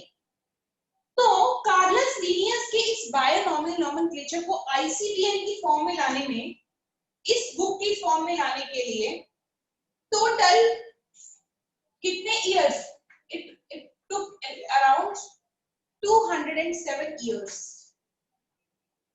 इतने साल लग गए लीनियस की इस किताब को इस किताब की फॉर्म में कन्वर्ट करने में। ऐसा क्यों हुआ, मैं आपको उसके बारे में थोड़ा सा आइडिया देती हूँ। एक्चुअली क्या था कि जो किताब लीनियस ने लिखी थी उसका नाम तो स्पीसीज प्लांटेरियम था। लीनियस का ICBN बुक लिखने में कोई रोल नहीं है। ऑलवेज रिमेंबर, लीनियस ने जो बुक लिखी थी वो स्पीसीज प्लांटेरियम एंड सिस्टेमा नेचर। तो स्पीसीज प्लांटेरियम की बुक जब उसने लिखी थी, ये बुक पढ़ी थी लंदन की लाइब्रेरी में, ठीक है। तो लंदन की एक लाइब्रेरी में ये बुक होती थी। इसमें बहुत सारे प्लांट्स को जिनको भी आइडेंटिफाई किया, उनके नेम्स डाल दिए गए उस समय ही। फिर क्या हुआ, प्रॉब्लम ये आई कि there are so many countries, कितने तो कॉन्टिनेंट्स ही है उसमें, कितनी डिफरेंट कंट्रीज हैं। तो हर एक कंट्री में कोई भी प्लांट अगर डिस्कवर होता था तो साइंटिस्टों को क्या करना पड़ता था, ये कंफर्म करने के लिए कि कहीं ये पहले ही डिस्कवर तो नहीं हो गया, कि ये यूनिक डिस्कवरी है, कि हमारा नाम आएगा डिस्कवरर के तौर पे। इस चीज को या इस प्लांट का एक्चुअल नेम क्या है ये जानने के लिए इन सभी साइंटिस्टों को अपनी कंट्री को छोड़ के जो है लंदन जाना पड़ता था। लंदन की लाइब्रेरी से ये वहां पर चेक करवाते थे कि जो पर्टिकुलर फलाना ढिमका प्लांट को लेके आए हैं, क्या उसकी इंफॉर्मेशन स्पीसीज प्लांटेरियम नाम की इस बुक में ऑलरेडी प्रेजेंट है कि नहीं। अगर तो प्रेजेंट होती थी, जो कि मैक्सिमम केसेस में होता ही था, बहुत सारे प्लांट डिस्कवर हो गए थे और स्पीसीज प्लांटेरियम की बुक ऑलमोस्ट भर चुकी थी, इसलिए कोई भी डिस्कवरी होती थी तो पहली बात सोचो अपनी कंट्री छोड़ के जाना, ठीक है। उस समय ट्रांसपोर्टेशन इतनी बढ़िया तो थी नहीं, ये 70s की बात चल रही है, तो उस समय कितनी प्रॉब्लम होती थी एक जगह से दूसरी जगह जाना, और इतना दूर सफर करके जाना, लंदन पहुंचना, पता चले ये तो प्लांट ऑलरेडी डिस्कवर हो गया है, कि कितना बड़ा वो होता था काम, मतलब कि time wasting and all type of, है ना। तो क्या हुआ, अगर तो वो न्यू डिस्कवरी हुआ करती थी तो उसको उसका नाम इस बुक में ऐड कर देते थे लाइब्रेरी में। अगर ये ऑलरेडी डिस्कवर्ड थी तो साइंटिस्टों को खाली हाथ वापस आना पड़ता था। अब क्या होने लग गया बेटा, इससे प्रॉब्लम हो गई, इससे बहुत समय जो है वेस्ट जाता था और लोगों को प्रॉपर इंफॉर्मेशन अबाउट प्लांट्स नहीं मिल पाती थी, क्योंकि उसको जो लंदन बैठा है वही वो जा सकता है इस बुक को लेने के लिए। इसलिए साइंटिस्टों ने सोचा डिफरेंट डिफरेंट कंट्रीज के, क्यों ना स्पीसीज प्लानिटेरियम की जो बुक है इसको रीराइट करें, क्योंकि इनके राइटर तो लीनियस थे, इनको हम एक ऐसे कर दें कि इंटरनेशनली एक्सेप्ट हो जाए वो बुक। हर एक लैंग्वेज के अंदर जितनी भी कंट्रीज हैं उनकी जो अपनी पर्टिकुलर नेटिव लैंग्वेजेस हैं उसमें इन किताब को आईसीबीएन का नाम देंगे, इस किताब को हम, और इसको छाप देंगे डिफरेंट डिफरेंट नेटिव लैंग्वेजेस में। तो हर एक कंट्री को ये किताब मिल जाएगी जिसमें वही सारे नाम हो जो स्पीसीज प्लानिटेरियम में ऑलरेडी डिस्कवर्ड है, ताकि अगर कोई साइंटिस्ट अपनी ही कंट्री में देखना चाहता है कि ये प्लांट डिस्कवर्ड है कि नहीं तो वो इजिली देख पाए और वो टाइम कंज्यूम ना हो। तो इसलिए कई साल तो ऐसे ही वेस्ट हो गए लोगों का एक दूसरे से दूसरी कंट्री में जाना, ये करना वो करना। It took around 207 years for Species Planetarium to become international book, International Code of Botanical Nomenclature। Hopefully आप लोगों को इतनी बात समझ में आ गई मेरी। आगे बात करते हैं, क्या रूल्स एंड रेगुलेशन थे आईसीबीएन के, वो हमें स्टडी करनी है। इस चैप्टर में आपको आईसीजेडएन के रूल्स नहीं पढ़ने। एनिमल्स के रूल थोड़े डिफिकल्ट होते हैं प्लांट से कंपैरेटिवली, आपके लिए अच्छा है कि आपको ओनली आईसीबीएन के रूल्स पढ़ने हैं। तो हम आप देखते हैं rules of ICBN.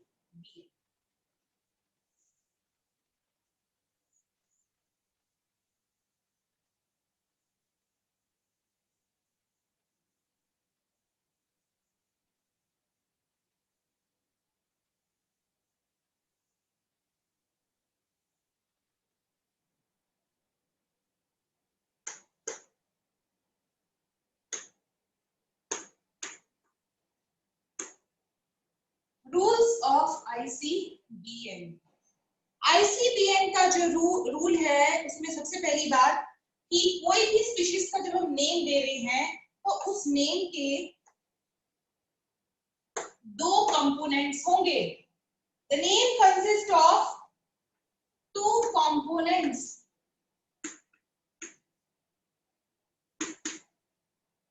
The two components are represented by number one,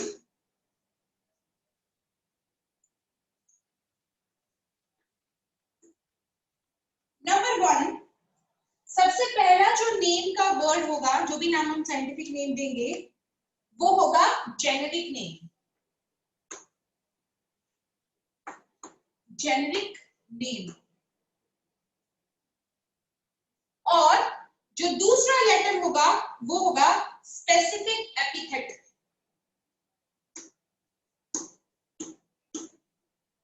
specific epithet.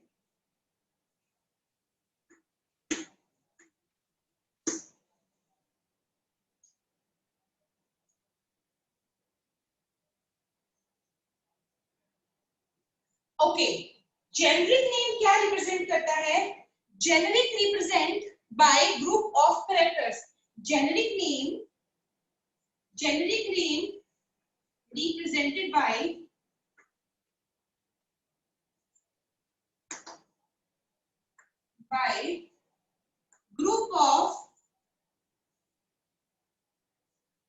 represented by group of characters।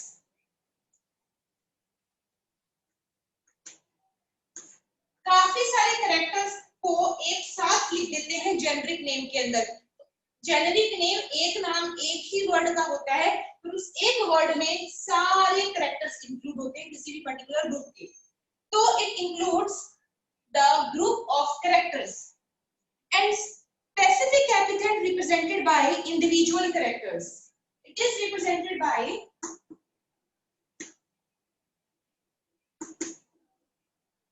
by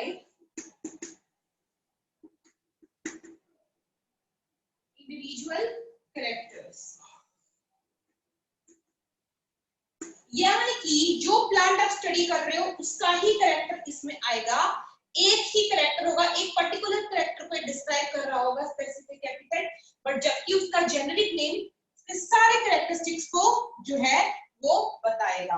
तो हम जेनेरिक नेम को हम ये भी बोल सकते हैं it represents genus, generic name also represent genus and specific epithet represents the species. ये बात आप लोगों को अच्छे से समझ आनी चाहिए। एक मिनट बेटा समझ आ रहा है जो मैंने बताई आपको बात अभी तक? यस और नो में रिप्लाई कर दीजिए बच्चों।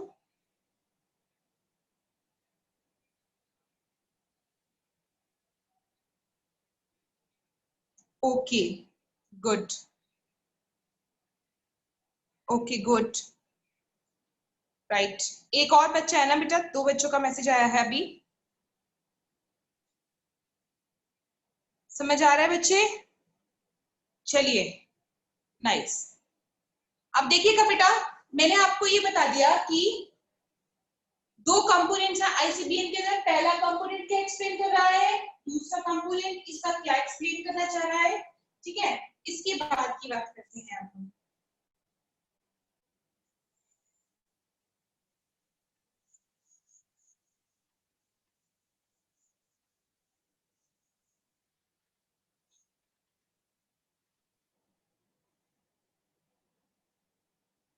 अब जरा एक बात ध्यान रखना, अगर मैं पूछूं कि क्या जेनेरिक नेम की, जीनस की या जेनेरिक नेम की कोई अपनी इंडिपेंडेंट एग्जिस्टेंस हो सकती है?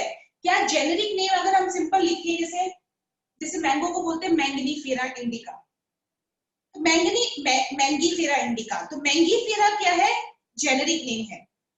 और इंडिका क्या है, इंडिका का उसके पीछे नाम लग रहा है, indica is basically the specific epithet.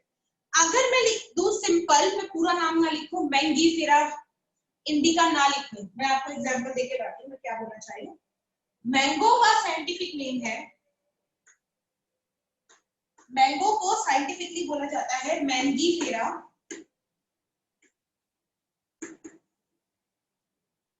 Indica. तो ये है जेनेरिक नेम, ये है उसका स्पेसिफिक एपिथेट। कौन इंडिविजुअली एग्जिस्ट कर सकता है?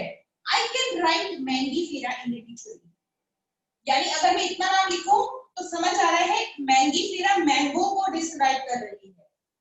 पर इंडिका, इंडिका उसका स्पेसिफिक एपिथेट है कि मैंगो की कौन सी वैरायटी है, मैंगो की कौन सी वैरायटी है वो इंडिका एक्सप्लेन करेगी। इंडिका में आप ये बोल सकते हो, जैसे आपने देखा कि डिफरेंट डिफरेंट टाइप के मैंगोज होते हैं, आप मार्केट में देखना, तो हम हिंदी में क्या नाम देते हैं, जैसे लंगड़ा, ठीक है, फिर तोता आम, फिर हम बोलते हैं दशहरी आम, बादामी आम, सिंदूरी आम, अल्फांसो, है ना। डिफरेंट डिफरेंट आम की कैटेगरीज होती हैं, कई तरह के आम होते हैं मार्केट में, ठीक है। और बादशाह आम, अलग अलग तरह की कैटेगरीज है आम की, है ना। आप लोग इंडिया में इतनी सारी वैरायटी खा पाते हो, है ना। और भी कंट्रीज में खाई जाते हैं मैंगोज, बट हमारी कंट्री में जो मोस्टली मिलने वाले जो थे वो मैंने आपको एनलिस्ट कर दिए। तो वो लंगड़ा, ये तोता, ये कॉमन नेम जरा बोल के देखो, मैं बोलूं लंगड़ा, अगर मैं सिंपल बोलूं मुझे लंगड़ा चाहिए, ठीक है, हंसने की बात है, मैं अगर ऐसे बोलूं आपको मुझे लंगड़ा चाहिए तो आप लोग क्या सोचोगे? लंगड़ा तो किसी इंसान को भी लंगड़ा बोल सकते हैं कि मैम क्या बोल रहे हो आप, सही बात है कि नहीं।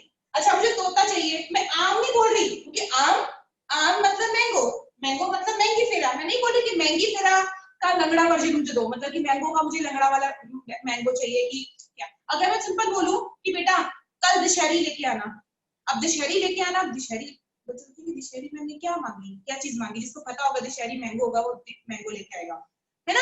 तो सफेदा लेके आना, सफेदा एक आम होता है। अगर मैं आम ना लगाऊं पीछे कि मेरे को सफेदा आम चाहिए, तो आप सोचेंगे सफेदा मैम क्या मांग रही है सफेद चीज, ठीक है। आपको समझ आ रही है मेरी बात? तो क्या मैं इंडिका को अलग लिख सकती हूँ, इंडिका मांग रही हूँ मैं, इंडिका, इंडिका से थोड़ी चीजें मिलती है भैया। आप लोग क्या सोचोगे कि किस चीज का स्पेसिफिक एपिथेट है, एपिथेट तो आप सोच ही नहीं पाओगे पहली बात, जब तक उसका आगे वाला नाम नहीं है। इंडिका से तो आपको गाड़ी भी आ जाएगी, आपकी इंडिका गाड़ी भी है, इंडिका तो डाई भी है बालों को कलर करने वाली, जब तक मैं बोलूंगी मैंगी फेरा इंडिका नहीं चाहिए, तब तक आपको मैंगो की स्पेसिफिक एपिथेट के बारे में पता नहीं चलेगा।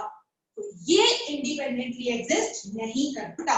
या तो आप इसका पूरा नाम लिखिए या तो आप इसका सिर्फ पहला नाम लिखें, इन दोनों की एग्जिस्टेंस है, अकेले इंडिका की कोई औकात नहीं है। ये आप ध्यान से समझ रहे हैं। मैं आपको समझाने में कामयाब रही हूं जो मैंने आपको बतानी चाहिए बात? प्लीज बताइए बेटा, मैसेज करके यस और नो में रिप्लाई कर दीजिए।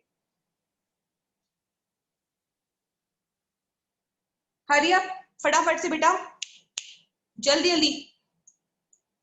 शांति, गुड गुड बेटा, good good good good good, okay, yes. चलिए, नाउ ये आपको समझ आ गया कि बायनोमियल नोमेनक्लेचर में दो नाम होते हैं। पहले वाले को जेनेरिक नेम बोलते हैं, दूसरे को स्पेसिफिक एपिथेट बोलते हैं। दूसरे पॉइंट में मैंने आपको रूल बताया कि मैंगी फेरा इंडिपेंडेंटली एग्जिस्ट कर सकता है, मैंगी फेरा इंडिका दोनों एग्जिस्ट कर सकते हैं, पर अकेला इंडिका एग्जिस्ट नहीं कर सकता। ठीक, आगे की बात चलते हैं अब करने के लिए। नेक्स्ट रूल क्या है कि tautonyms are not valid in ICBM।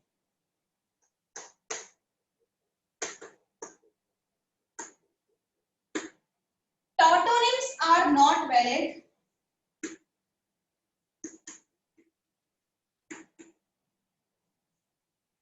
in ICBN. It is valid in ICZN. Tautonyms are valid for only ICZN. What is tautonym? Tautonym होता है repetition of the first name. Repetition of the first name. मैंने बोला कि टॉटोनिम is valid for ICZN. ICZN, मैं ICZN का example देती हूँ। टॉटोनिम क्या होता है, जैसे हमने लिख दिया वल्पस, वल्पस, वल्पस पहला हो गया जेनेरिक नेम, दूसरा हो गया स्पेसिफिक एपिथेट। यानी आप ये बोल सकते हैं कि आप एनिमल्स के लिए रिपीटिशन कर सकते हो नेम की, वल्पस वल्पस, स्पेसिफिक और जेनेरिक को एक बना के लिख सकते हो। बट मैं ICBN का अगर एग्जांपल दूं, जैसे कि मैंगी फेरा भी ले लूं, मैंगी फेरा, मैंगो को ही ले लूं मैं, तो मैं दो बारी मैंगी फेरा नहीं लिख सकती। अब आप सोच रहे होंगे ऐसा क्यों? हम रेपिटेशन सिर्फ एनिमल्स के नेम के लिए क्यों कर सकते हैं? या एक और एग्जांपल लेते हैं, रेटस रेटस, रेटस रेटस। एनिमल्स में सिर्फ दो नाम चलते हैं रेपिटेशन वाले, प्लांट्स में नहीं चलते। प्लांट्स में अब क्यों नहीं चलते? अब वो आपको पता होगा कि इपोमिया बटाटा, वो होती है मैंगो जिंजर प्लांट, इपोमिया दो बारी नहीं लिख सकते। सिर्फ प्लांट्स के लिए ही रेपिटेशन क्यों अलाउड नहीं है? एनिमल्स की तो अलाउड है। बाय, अब मैं आपको बताती हूँ। आपको पता होगा इस अर्थ पे खूब सारे प्लांट्स हैं और उससे भी खूब सारे तो एनिमल्स हैं। एनिमल्स अभी तक ज्यादा स्पीशीज एग्जिस्ट करती हैं, प्लांट्स की स्पीशीज इस अर्थ पे कम है। तो प्लांट्स की जो नॉमेनक्लेचर की गई है ना बेटा, जो प्लांट्स की ICBN नॉमेनक्लेचर की गई है, इसकी किताब ऑलमोस्ट आधी है साइज में, और ICZN की किताब ऑलमोस्ट उससे डबल साइज की किताब है। खूब मोटी किताब है, बहुत सारे नेम हैं।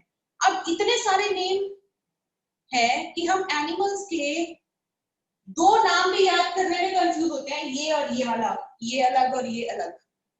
होपफुली मैं आपको समझा पा रही हूँ। ये और ये अलग, हम क्या करते हैं, उनको रिपीट कर देते हैं। इतने एनिमल्स हैं कि काफी सारों के नाम हमने रिपीटेड रखे हुए हैं। Plant species are very less in number in comparison to animals, इसलिए इनके दो अलग नाम जायज हैं हमारे लिए, मैंगी फेरा इंडिका। इसलिए टॉटोनिम्स आर नॉट मतलब कि वैलिड फॉर दिस। हाँ, पर एक पॉसिबिलिटी है, ये पॉसिबिलिटी मैं आपको बता दूं, ये बिल्कुल है कि अगर प्लांट्स भी उतने नंबर में जो है डिस्कवर हो जाए जितने एनिमल्स हो चुके हैं, तो शायद टॉटोनिम्स जो है या repetition of the first word वाला जो रूल है, ये ICBN वाले भी फॉलो करना शुरू कर देंगे। आ गया समझ क्या बताया मैंने? हो सकता है कि अगर ये भी खूब सारे डिस्कवर हो जाए प्लांट्स, उनके अंदर भी रेपिटेशन ये शुरू करना। Okay, yes. आगे नेक्स्ट,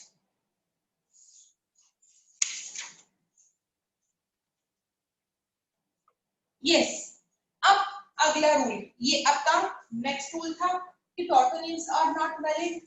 अगले रूल पे चलते हैं। ये सारे रूल्स लिख पा रही हूँ मैं आपको, मैंने आपको हेडिंग डाला रूल्स ऑफ आईसीडीएस, एक एक करके सारे रूल्स मैं लिख रही हूँ और रब करती जा रही हूँ, ठीक है? आपको इजीली समझ आना चाहिए। अब सुनिएगा ध्यान से, जो बायोनॉमियल नॉमेनक्लेचर्स है, आईसीडीएस ने जो भी नाम दे रखे हैं, दे आर बेसिकली, आप ये कह सकते हैं कि किस जनरली किस लैंग्वेज में है? लैटिन में है। They are Latin, these names are Latin, but इनको जब हमें लिखना है, जब हम इनको लिखने बैठते हैं किताबों पे या कॉपियों में, जब हम इनको पढ़ते हैं, तो ये हमारे कैसे दिखाई देती है? इटैलिक्स में। इटैलिक्स कैसे लिखी जाती है? इस तरीके टेढ़ी टेढ़ी करके लिखी होती है अल्फाबेट्स, आपने बुक्स में देखी होगी, साइंटिफिक नेम को बड़ा ऐसे टेढ़ा टेढ़ा करके लिखा होता है, ठीक है? उस फॉर्मेट में लिखा होता है नाम प्लांट्स का, और हम ऐसे टेढ़े टेढ़े करके नेम्स नहीं लिख पाते, हमारे हाथों से उस तरीके से इटैलिक्स लिख पाना पॉसिबल नहीं है। तो अगर कोई बहुत सुंदर हैंडराइटिंग कॉपी करने वाला कोई पर्सन एक्सपर्ट है, वो इटैलिक्स लिख सकता है। हम नॉर्मल आदमी जो है इटैलिक्स नहीं लिख सकते। हम इटैलिक्स नहीं लिख सकते, इसीलिए हम जिस भी तरीके से लिखते हैं, हम कर्सिव लिखते हैं, नॉन कर्सिव लिखते हैं, कुछ भी लिखते हैं, हमने लिख दिया मैंगीफेरा इंडिका, सॉरी अगला नाम है इंडिका, मैंने लिख दिया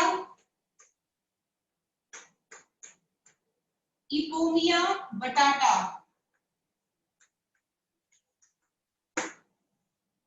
ठीक है?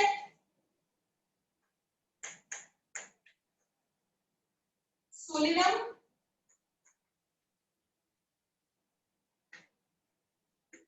ट्यूब्रोसम पोटैटो, मैंने जो भी बटाटा का बी स्मॉल होगा,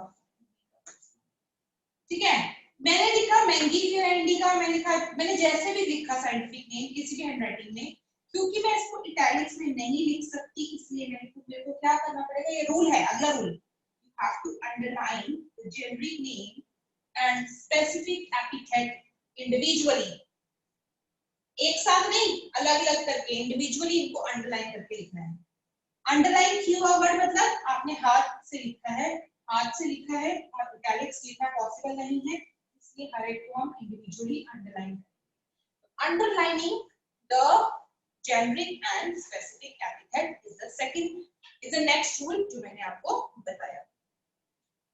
आपको समझ आ गया ये वाला रूल भी? होपफुली।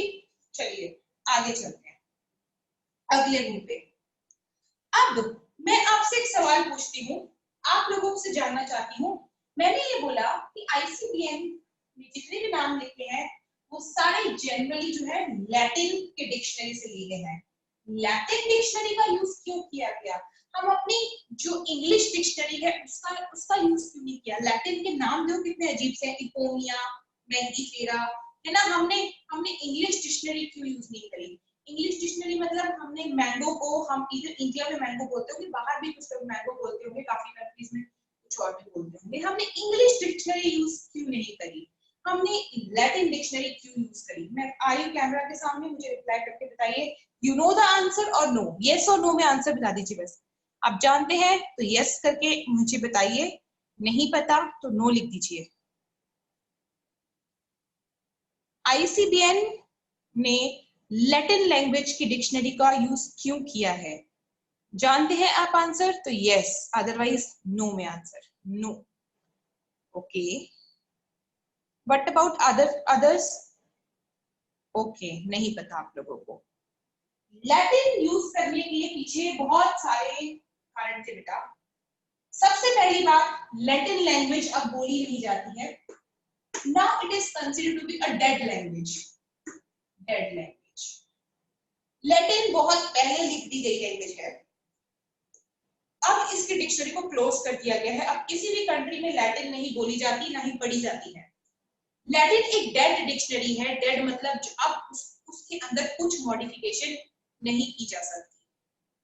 इसलिए जो नाम हम लैटिन से चूज करेंगे, इनको कोई भी कंट्री नहीं बदल सकती, क्योंकि उस डिक्शनरी में मैंगो को मैंगी फेरा ही लिखा गया है, और अब उन वर्ड्स को चेंज कोई नहीं करता, क्योंकि लैंग्वेज अब डेड हो चुकी है। जबकि इंग्लिश हमेशा चेंज होती है। It's a very lively language. आप खुद देखिए, मैं आपको एक जर्नल सा वर्ड बताती हूँ। आप लोगों को जानते होंगे कि इंग्लिश के प्रोनाउंसिएशंस, उसके वर्ड्स, उसके साइनोनिम्स हमेशा क्रिएट किए जाते हैं। अब तो आप लोगों ने बहुत चीजें और मतलब उसको प्रोनाउंसिएशन करने का या उनको बोलने का तरीका बहुत बदल दिया है। जैसे कि अगर मैं आपको एक एग्जांपल लूं, तो कई लोग बोलते हैं हमारा ये शेड्यूल था कि हम ऐसा करें, हमारा ये शेड्यूल है, हम ऐसा करते हैं। कुछ लोग बोलते हैं कि ये हमारा शेड्यूल है, शेड्यूल वर्ड यूज करते हैं। You getting my point? उसको कितना चेंज करके प्रोनाउंस किया जाता है इंग्लिश को। इंग्लिश में कुछ लोग बोलते हैं मतलब कि हम ऐसे बोलते हैं कि मैं मतलब कंफ्यूजन में हूँ, कंफ्यूजन वर्ड यूज करते हैं, मैं ऐसा करूँ कि वैसा करूँ। कुछ बोलते हैं मैं डायलेमा में हूँ, मैं कंफ्यूज हूँ, मैं डायलेमा में हूँ। डायलेमेटिक सिचुएशन, आपको मैं ऐसे डिप्लोमेटिक मतलब कि लिए आप आंसर करते हो, मैं डायलेमा में हूँ, मैं कॉन्फ्लिक्ट में हूँ। कितने अलग वर्ड्स या साइनोनिम्स होते हैं किसी पर्टिकुलर वर्ड के, जबकि synonyms are not given in the Latin. Latin में हम ये नहीं बोलेंगे कि मैंगी फेरा का कोई और भी साइनोनिम हो सकता है, मतलब कि मैंगी फेरा का कोई एंगी फेरा या मैंगी या कुछ ऐसे और नाम से पुकारा जाए, नहीं। ऐसा अपनी इंग्लिश में ही होता है। हमारी जो इंग्लिश है बहुत चेंज होती रहती है विद टाइम। हम लोग लिखना, छोटे बच्चों को लिखवाते थे तो हम क्या लिखते ऐसे करके लिखवाया करते थे। कोई भी लिखवाते थे आई एम, है ना, I am doing this. I am को अलग प्रोनाउंस करना सिखाते थे। अब आपने देखा होगा काफी सारे ब्रिटिश इंग्लिश में जो है वो आई एम को आई एम नहीं बोल के एम बोलते हैं, simple M. They sounds like only we are speaking M. हमने वर्ड्स को ही चेंज कर दिया, और आगे पता नहीं कितने और स्टाइल आएंगे इंग्लिश के अंदर। तो ये बहुत चेंज होगी ये लैंग्वेज, ये चेंज होगी। और हर एक कंट्री की एक्सेंट अलग है। American speaks different kind of English, British speaks different kind of English, Australian speaks different kind of English. एक इंग्लिश और सब अलग अलग तरीके से उसको बोलते हैं। It's a very live language, इसीलिए इंग्लिश लैंग्वेज को यूज नहीं कर सकते थे इन सब तरह के नेम्स के लिए। अब हर कंट्री को पता है कि लैटिन एक पुरानी लैंग्वेज थी, वो डेड लैंग्वेज है, उसे कोई मॉडिफाई नहीं कर सकता। अगर मैं इंडिया में इसको मैंगी फेरा प्रोनाउंस कर रही हूँ तो इंटरनेट पे इसकी प्रोनाउंसिएशन चेक करना, इसको इंटरनेट पे भी मैंगी फेरा ही बोलेंगे। आप इसको थोड़ा स्लैंग में, अगर फॉरेनर्स का बस चलता, ये इंग्लिश लेटर होते, तो इसको मैंगी फेरा की जगह इसे एंगी फेरा करते, एम को साइलेंट कर देते, किसी कंट्री में एम को साइलेंट कर देते, है ना। तो या किसी का मन करता तो मैंगी फर कर देते, फेरा ना करके आप ये हटाते, मैंगी फर कर देते। अगर ये इंग्लिश के वर्ड होते, इसको बहुत तरीके से प्रोनाउंस किया जाता। अब ऐसा नहीं है। आप इंटरनेट पे चेक करिए, जो हम इंडियंस बोलते हैं वही डिफरेंट डिफरेंट कंट्री में हर पर्सन इसको उसी नाम से बुलाता है। अब आपको ये बात समझ आई मैंने क्या बोला? Why Latin language is used? अभी हाँ या ना तो कर दो बेटा। यस। अरे आप ये सोचो, आपके खुद के नाम जो है उनकी कोई वो नहीं है, मतलब कि वही बड़े कोई वो नहीं है कि पक्के हों। जैसे आप देखो इंडिया में रहते हो, आपको कुछ भी नाम रख दिया, आप इसे किसी गांव में पैदा हो गए, छोटे मोटे गांव में, है ना, छुटकी मुटकी नाम रख दिया, आपको कुछ भी अजीब सा नाम रख दिया, ठीक है, फनी सा नाम रख देते गाँव में पुराने टाइम पे, है ना। लड़कों का नाम रख देंगे कुछ भी, गोलू, है ना, ऐसे करके लड़कियों का नाम रख देंगे रोली मोली, कुछ भी ऐसे फनी से नाम रख देते हैं। अब आप मुझे एक बात बताओ, स्कूल टाइम पे आप जाते हो, स्कूल टाइम पे सब आपको ऐसे बोले रोली मोली करके, ऐसे ये छोटे मोटे नाम से बुलाए, ऐसे अजीब सा नाम से बुलाए, कितना अजीब लगेगा आपको सुनने में, छुटकी, है ना, ऐसे अजीब अजीब से नाम रख देते पहले। स्कूल टाइम पे नाम चेंज कर दिए जाते हैं किताबों में, है ना। और आप ये देखना, अगर वही बच्चे कल को फॉरेन चले जाते हैं, आप लोग देखना कभी, आप लोग भी बड़े तेज हो मुझे सब पता है ना, तो आप जब कभी फॉरेन चले गए, किसी फॉरेन कंट्री में चले गए, तो आपको इंडियन नेम्स भी अब अजीब लगते हैं, ठीक है ना। आपने अपना नाम कोई बड़ा टिपिकल टाइप का रखा हुआ है, इंडियन, है ना, देवाश्री करके कोई नाम रखा है ना, देवांगनी रखा हुआ है, कोई ऐसा कोई बड़ा पर्टिकुलर नाम रखा हुआ है इंडियन, तो आप बाहर जाके उसको चेंज कर देते हैं, शॉर्ट कर लेते हैं, उसको डिप्स कर लेंगे अपने नेम को, है ना। जैसे अभी आप लोगों ने देखा होगा कि प्रियंका चोपड़ा को शॉर्ट फॉर्म में पीसी बोला जाता है ना, इस तरीके से। तो ऐसे बहुत सारे नेम होते हैं, नेम तक चेंज हो जाते हैं कंट्री टू कंट्री, उसको बुलाते भी अलग अलग नेम से। इंडियंस के बोलने का तरीका अलग होता है, बाहर वाले आपके नाम कुछ और तरीके से प्रोनाउंस करेंगे फॉरेनर्स। तो इंग्लिश लैंग्वेज होगी, मॉडिफिकेशन बहुत सारी होगी और कंफ्यूजन होगी। हम कुछ बोल रहे हैं, जापानी कुछ बोल रहे हैं, चाइनीज कुछ बोल रहे हैं, अमेरिकन कुछ बोल रहे हैं, ऑस्ट्रेलियन कुछ बोल रहे हैं, सब पागल हो जाएंगे दूसरे के वर्ड सुन के, सब अपने हिसाब से बुलाएंगे नाम को, जो उनकी इंग्लिश में प्रोनाउंसिएशन होगा वो उस हिसाब से बोलेंगे।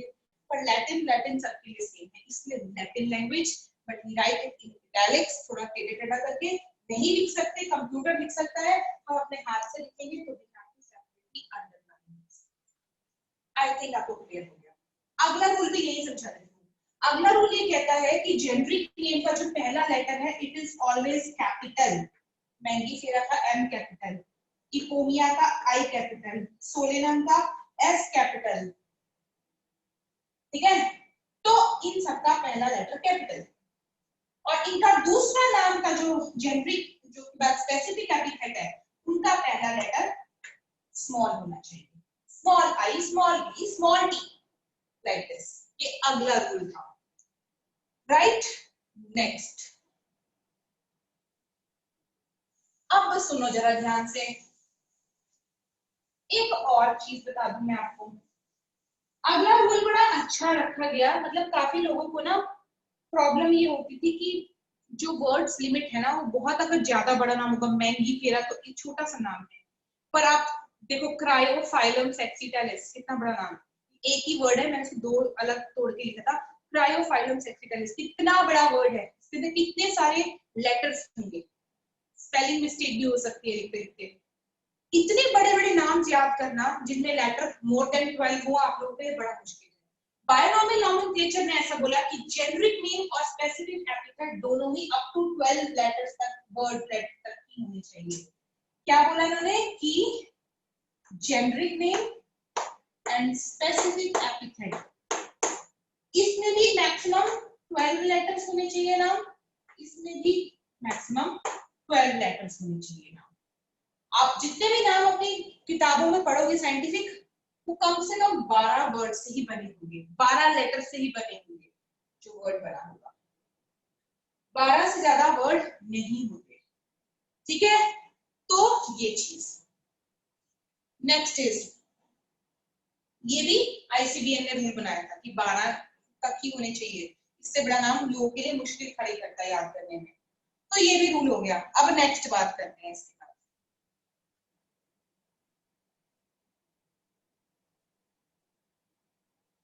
इसके अलावा हम बायनॉमियल नोमेनक्लेचर में एक और चीज करते हैं, जैसे कि हम लोग क्या करते हैं, हमने कोई भी साइंटिफिक नेम दिया, मेरे दिमाग में मैंगीफेरा चल रहा है कि आपकी किताब में दिया ही वो नहीं, ऐसा नहीं है किताब में नहीं दिए, वैसे तो मेरे दिमाग में बहुत सारे साइंटिफिक नेम है, मैं बार बार मैंगीफेरा का एग्जांपल क्यों दे रही हूँ, क्योंकि आपको कोई और याद नहीं करना, आपने इस चैप्टर के लिए मैंगीफेरा ही याद करना है, इसलिए मैं आपको ये एग्जांपल दे रही हूँ, ठीक है। तो आप लोगों को मिमोसा पुडिका दे सकती हूँ मैं, ठीक है, मैं टी प्लांट्स की स्पीशीज दे सकती हूँ, तो मैं नहीं लिखूंगी क्योंकि आपको सिर्फ इसमें बार बार यही एग्जांपल करके बताया है। इसी का एग्जांपल लेके आपने आईसीबीएन के सारे रूल्स बताने हैं, ठीक है। फिर से लेती मैं, मैंगीफेरा इंडिका।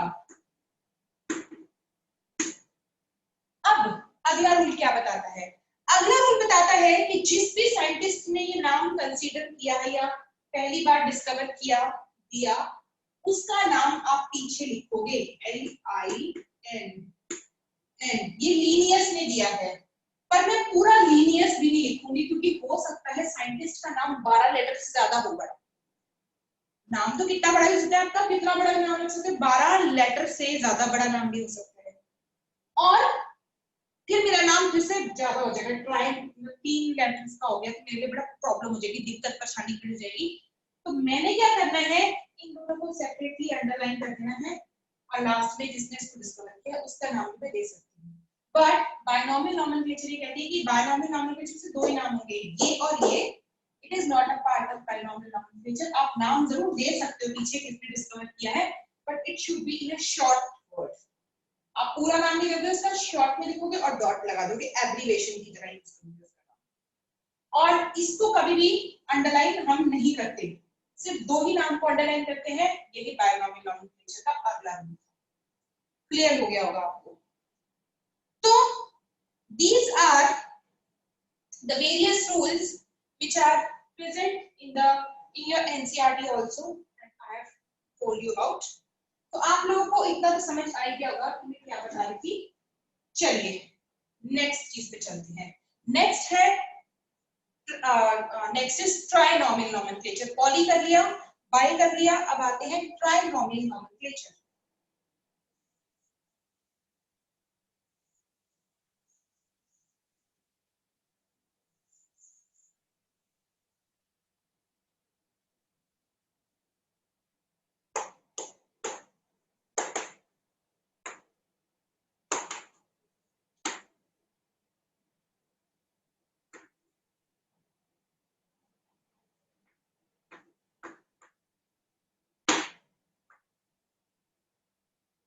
ओके, नाउ हम ये कहते हैं कि इसमें जो नाम है वो 3 वर्ड्स में लिखे जाएंगे। आपको समझ आ भी रहा होगा। ऑब्वियसली पहला नाम जो होगा वो जेनेरिक होगा, जेनेरिक नेम होगा। दूसरा दूसरा नाम होगा स्पेसिफिक एपिथेट।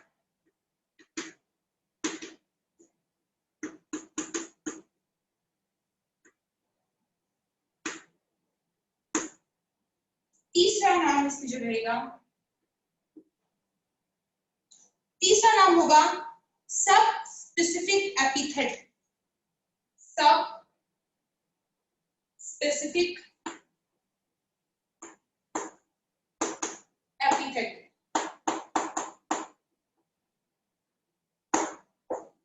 स्पीशीज की भी सब स्पीशीज इसमें इंक्लूड होंगी। अब ऐसा नाम क्यों दिया गया, क्योंकि बेटा इसके लिए भी एक रूल है, मैं आपको बता देती हूँ। जैसे कि आपको एक एग्जांपल देके समझाती हूँ।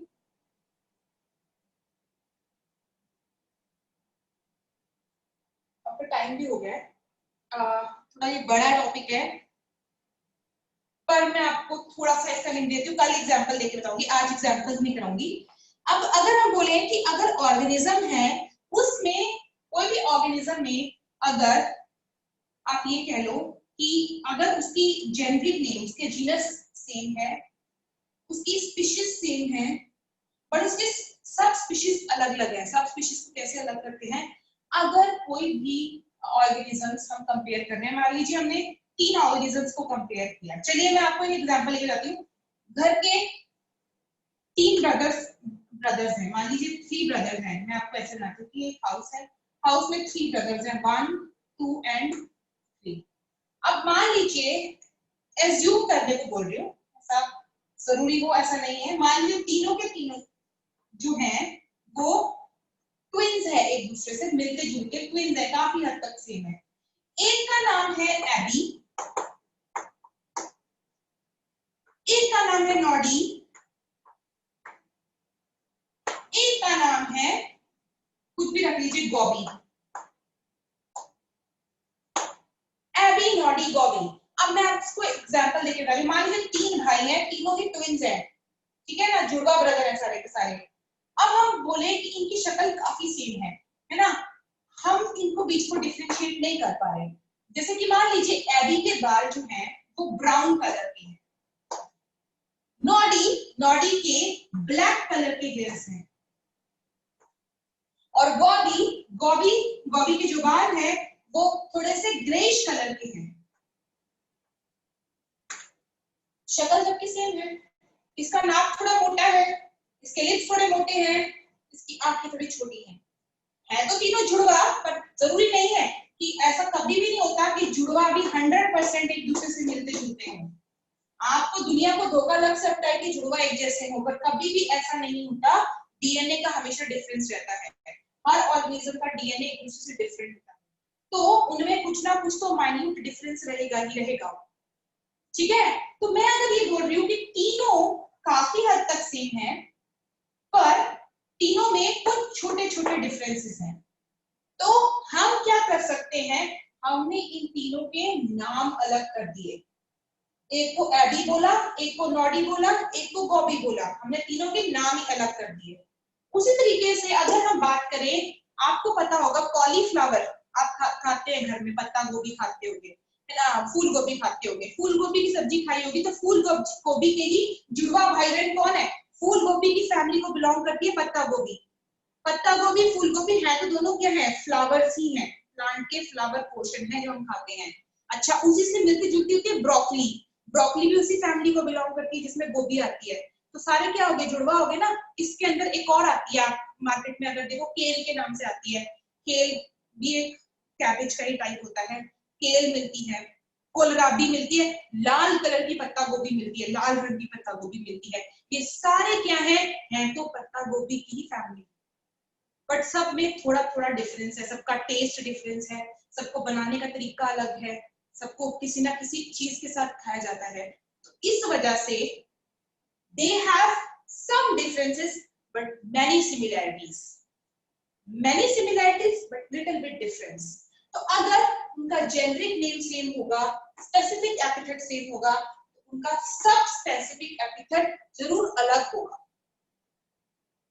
ठीक है, अब हम सबको, हम पत्ता गोभी की जो फैमिली है इसको एक नाम से बुलाते हैं brassica ओलरेशिया। Brassica is a generic name, ओलरेशिया is a specific epithet, brassica ओलरेशिया। अब मैं बोलूं आपको बोलूं कि आप बेटा ब्रासिका ओलरेशिया खरीद के लेके आओ, अब कुछ के दिमाग में चलेगा ब्रासिका ओलरेशिया का एग्जांपल तो कॉलीफ्लावर होता है, तो आप मेरे को कॉलीफ्लावर ला के दोगे। अगर मैं आपको बोलूं मुझे ब्रासिका ओलरेशिया चाहिए, दूसरे बच्चे को लगेगा शायद मैम कैबेज मांग रही है, मैं कैबेज लेके आऊंगा, किसी को लगेगा मैम शायद ब्रोकली मांग रही है, मैं ब्रोकली लेके आऊं।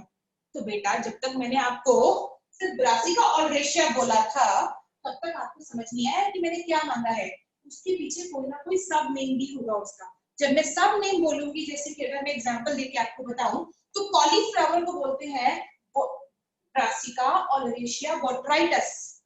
बोट्राइटस आप नेट पे सर्च करोगे, आपको फटाफट से दिख जाएगा कि मैं आपसे कॉलीफ्लावर मांगू। मैंने आपको बोला कि आप मुझे लेके आओ ब्रासिका ओलरेशिया कैपिटाटा, कैपिटाटा मांगूंगी तो आप कैबेज लेके आओ। मैंने बोला आप मुझे लेके आना ब्रासिका ओलरेशिया कोलरापा, तो कोलरापा लेके आना है तो आपको लेके आनी नॉल कॉल, नॉल कॉल भी एक टाइप की कैबेज ही है। आपको जिस टाइप का नाम मैं लूंगी पीछे, आप उस टाइप का ही सामान मुझे ला के दोगे, सिर्फ दो नाम से आपको डिफरेंशिएशन नहीं हो पाएगी। तो आप ये कह सकते हैं ना कि बायनॉमिनल नॉमेनक्लेचर कभी कभार आपको जो सब स्पीशीज हैं उसके बारे में पहचान बताने में कामयाब नहीं होते। Mangifera indica, Mangifera indica mango है, बट मैं मैंगो का कौन सा फ्लेवर मांग रही हूँ, मुझे तो भैया अल्फांसो बहुत पसंद है, मैं आपको बोलूंगी बेटा मेरे लिए अल्फांसो स्पेशल लेके आना, मैंगीफेरा इंडिका भी लाना बट मेरे लिए अल्फांसो लेके आना। मैंने बोला मुझे संदूरी आम बहुत पसंद है बेटा, तो मैंगीफेरा इंडिका बट संदूरी वाला फ्लेवर लेके आना, तो आप वो लेके आओगे। तो आप समझ पा रहे हैं, sometime binomial nomenclature also give you confusion, उस कंफ्यूजन को दूर करने के लिए तीसरा नाम भी कंसीडर करना पड़ता है। तो ये बेटर रिप्रेजेंटेशन है ऑफ नॉमेनक्लेचर्स।